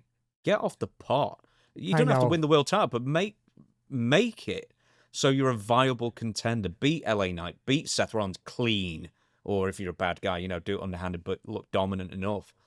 You know what he'd be you know what would be really entertaining? If he won King of the Ring and became King Gable. If he turned I guess then he'd be after SummerSlam, wouldn't he? He'd be going after Roman Reigns. But turning on Penta either in the finals of the King of the Ring or somewhere. The finals would be it. And beating him, becoming King of the Ring and screwing him over, and then doing the... Chad can pull off like the Booker T style King of the Ring stuff. Then he's not American made, he's British made now. He's royal made or whatever. He might as well be. I think that's the kind of thing. It's like, I revisited that tweet that Road Dogg made like 10 years ago now, saying wins and losses don't matter. And 10 years later, and I really like Road Dogg as well, but that's one thing. It's like, yeah, they do. Or the way you win or lose really matters. But it's like, it's been 50-50 booking for so long, and the IC title, singles title deal is, who cares? Really, do you care if Penta's IC champion, or Ethan Page, or Rusev, or whoever it might, or Ray? It doesn't really matter. It's not a big deal. They've marginalized that title for decades now. It's just there. It guarantees you just to be on TV more often. That's pretty much all it is now. But dude, I hate that. I hate that with all my heart, because the Intercontinental title was like, some people loved the champion and the matches more for the IC title. Randy Savage, Ricky Steamboat, all these different, the Warrior series, how he won it. Dude, you're right. They managed to destroy a legacy of the Intercontinental title that almost meant as much. Dude, the Intercontinental title in its heyday meant more than even the current WWE title means. Definitely the World Heavyweight title. What a sin. And that was not done by accident. My goodness. But if you think about how many people... Okay, so Penta is IC champion now, right? Again. Think about how many people just on Raw who are way above him who'd never win. If you got your CM Punk, Seth Rollins, probably Logan Paul at this point. Jacob Fatu, Jey Uso, Gunther. There are so many people above Penta in the pecking order that you can just see week to week. That the IC champion should be on a Gunther. They should be the second best in the company, practically. And it's on at least in the internal roster of who's more important, who wins more matches, who they think they should. Penta's like 15th or 20th. Well, how about the fact, too, that legitimately the IC title was a test to see if you can carry the world title. They do not even, if you win the Intercontinental title or even the U.S. title, which is our secondary one, why are you not saying, I'm one step away from becoming world champion? And that's what they never talk about that. They look back to defend it, but they're never looking for the next step. It's almost like you're bottled up in a vacuum all of a sudden. You can. And like you said, the Intercontinental champion is like 6 rungs below other wrestlers fighting for the world title. Man, you got to fix that. And I know they won't. That's why when you said about Chad Gable, it's like, man, that's the last thing you want to do is have him IC champion, man. But I'm thinking in the consolation for Chad Gable to put him in a spot where he can shine, but kind of be under the radar, not ruined. But Yeah, you're that's what I absolutely don't right. want him under the radar. You should be right slap bang in the middle of the radar. He's come off the greatest match he's ever had, arguably the best in 20 years in WWE, if we're including AAA law now, which I don't see any reason why not. They're both WWE wrestlers. Forget about under the radar. Get him out there. Have him beat people. Have him beat people Then, clean. He's amazing. dude, I have no idea. I have no idea why they didn't try to play that, like, play that bell to bell on Raw for the third hour or something. You know, they this thing kind of deflates what came off of that match just a little bit. And I just hope if anybody can get it over, Chad Gable can get it over. But I have a feeling that I don't know. I just have such a feeling that they will ruin it. And like you said, I had said, and I still believe that they're going to rerun the El Grande Americano thing. After he turns on Penta, he's going to become El Grande Americano again. The third. Can you see that? Yeah. Because actually, Bubba Ray Dudley made sense for once on one of his takes recently, and he was saying, "Man, WWE, even AEW, everything like it's just so by the numbers. It's so safe at the moment. And even if people say that Raw's good or whatever, aside from the pacing, which I hate, and therefore no show is good, because the pacing's terrible. That's why you just watch the highlights now, because at least it takes out all the adverts. But I watch the full damn things. Do something unexpected. Blow my mind for once. When's the last time WWE did anything that blew your mind? I was about to say that, and also, when's the last time we got a proper cliffhanger and then picked it up the next week? Yeah. The WrestleMania main events was Cody Rhodes and Randy Orton and CM Punk and Roman Reigns. Could you think of two more matches that are safer, as safe WWE approved, rubber stamped, safe hands to do main events? Blow my mind with something. Go have some guts. Seriously. Well, if Randy recovers, by the way, he just disappeared with no explanation after WrestleMania. I'm sure he's injured. Oh, well, Punk's in the gym. Yeah. Well, he's gone. So are you going to have Randy come back out of nowhere and get the pop? Because that's what they do once in a while. Let's get that big pop on the return. And he's going to be, after everything he did to Cody, he's going to be a babyface when he comes back. Yeah. Never mention Pat McAfee. And Pat McAfee never mentions WWE. So there you go. We're going to move on to the final of our segments for this episode. It's Rey Mysterio's Poison Rana. Now, this was on WWE Raw yesterday, and once again, it was the Intercontinental title match, Penta versus Rey Mysterio. And late in the match, Rey attempts a Poison Rana, and eventually it was sent to me, or sent to us in the group, and I thought it was Penta who was hurt at first, until you look at Rey's landing. So, over to you, Stevie. What went wrong, and goodness me, what could have gone even worse? All right, thank you very much, James, and hopefully Rey is okay. I did see this was actually short form, Chris, that sent it, not our full editor. So thank you very much, Chris, and I watched this in the group chat. And yeah, Poison Karana. Can I pronounce it? Poison Karana? Poison Rana. How do you pronounce it? Poison Rana. Poison Rana. You're thinking of Mark Carrano. No, I never think of Mark Carrano. Haha. There we go. So, do I have a trash bag outside? Did they deliver anything? No, let me check. Okay, we're all good to go. But hopefully Rey's okay. And for people, the Poison Rana is actually when you flip and do a Hurricanrana, but you're behind the guy, and he's literally like a Mexican destroyer type thing, but it's basically head scissors from behind. So let's take a look at this.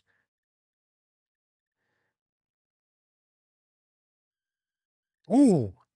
Now, I've always seen Rey he hops up, kind of twists around and does the regular Hurricanrana, usually into a 619. That's usually, I've never seen him do a Poison Rana. Have you? Maybe I have. But yeah, usually does the swizz around and does the Hurricanrana. He hops up here. Does the Hurricanrana into the ropes to set up the 619, usually. Yeah, or he goes over the top rope and both guys spill to the floor. So he either goes right here, back here on the middle ropes, or everybody goes over to the floor right there. So Rey's always trying new stuff, and if anybody can do it right, it's Rey, but I'm going to slow it down a little bit because I'm not quite sure, because you know why? Penta's quite a bit taller than Ray. So you figure he'd be able to clear very, very easily. So do you think Penta didn't go over enough and kind of jammed up Ray on the backwards part of this? Hmm? No idea. No, he didn't. He did. Penta's doing everything right because look, Ray usually with this, the guy will have his legs crossed around the guy, but the guy still has to hold on here and here. So Penta's got a good base. Do you think it's his foot back here? Do you think he should have both his feet up here? I don't even know how one would take a poison rana. That's the issue. I mean, do you need to jump? Is he just doing? Oh man. I I would think because what Penn is doing here is that foot's back because what he's trying to do is build the momentum up to go there. So that's why this left foot is back here. Ray's perfect. He's holding on. You can see as we zoom in right here. So Penta's gripping the knee and the thigh to keep that torque to go this way. But Ray lands like literally right on his head. Oh, that's rough, dude. The only thing that kind of saved him is if his head stayed there and the neck went that direction, that's the rough part. But he tucked his chin that way. Ooh.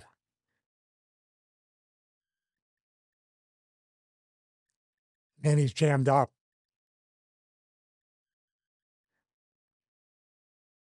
Oh, you know what? Maybe.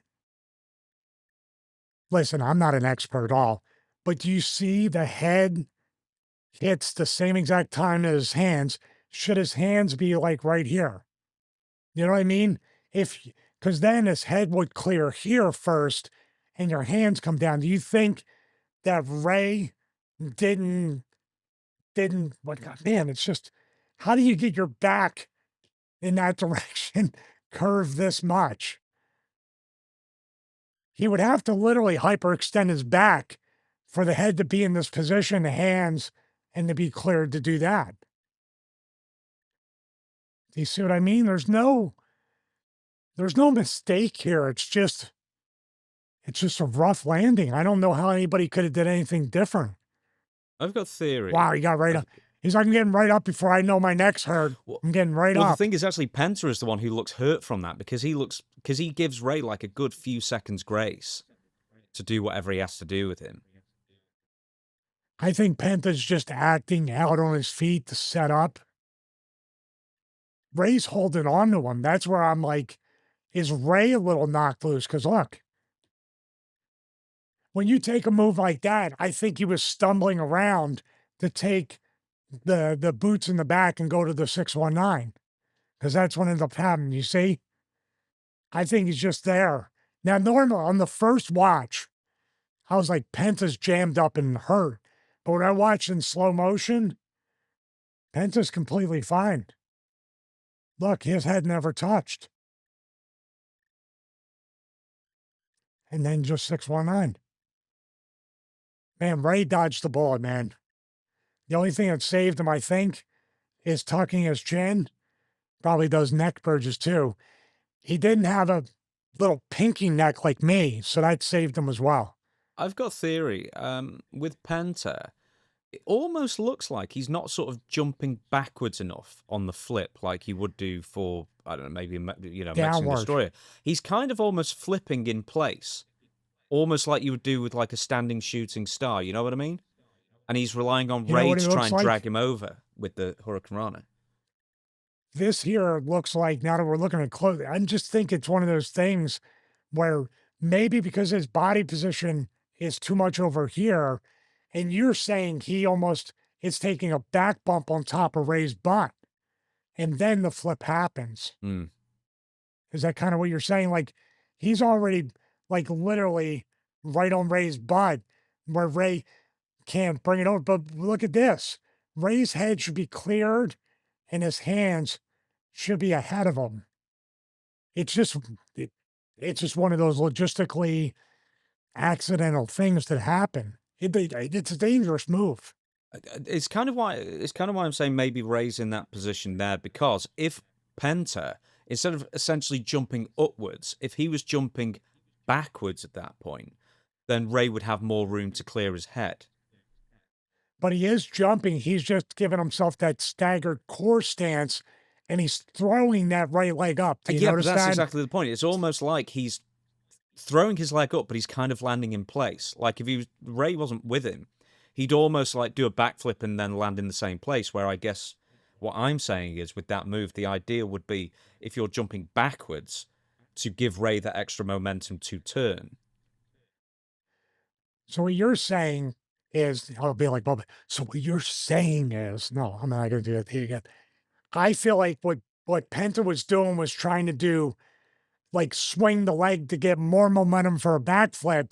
But what he should have done was just keep both legs right here and just let Ray take him over. Is that what you're saying? Well, even that, but Penta at the same time jump backwards and do a backflip. But Well, that's what I mean. yeah. He should be planted and let Ray just head scissor him over. Yeah. Just give himself a base for Ray to take him all the way over like that. But him trying to assist actually bogged everything down, and then he went downward instead of going over.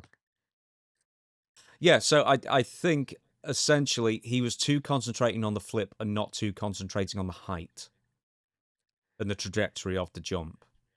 And that's why it's all got sort of Yeah, pushed in. that's what I think more accurately what it is he picked the incorrect way to base, and he was trying to assist with the poison rana. Therefore, because he wasn't just letting Ray take him over, they could both do backflips. So I'm not saying like nobody is unathletically inclined to do this. I think it's just a bad rep.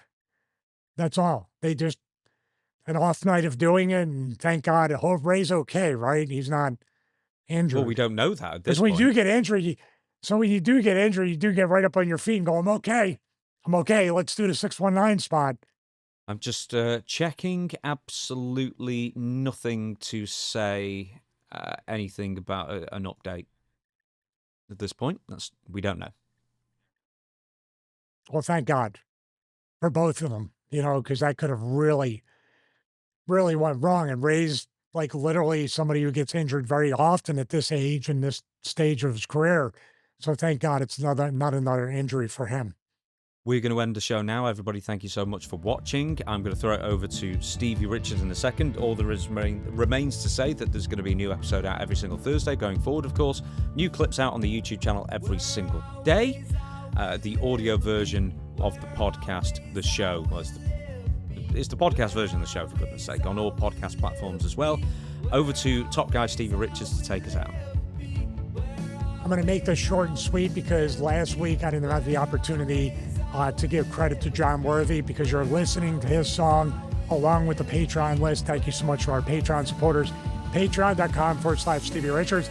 But Chris, and this is a favorite part of the people on the show, by the way, they watch it. Whenever I say Chris put some B-roll in and he doesn't, they love the mutiny of the Stevie Richards Show team. But if you could put John's album in the place of all the credits, what is this nobody Michael Manning is somehow credit for writing the show or whatever, put John Worthy's album in there. Link will be in the description as well as the pinned comment for the full episode. Check it out. Thank you so much, John Worthy, for lending us. People still comment on that music video, by the way, James, saying Stevie Richards Show brought us here. It's really nice to see. It's a really great song. So thank you very much, John Worthy. Everybody here on YouTube as well as on Patreon. See you. For episode 102. I usually do it afterwards. So switching it up.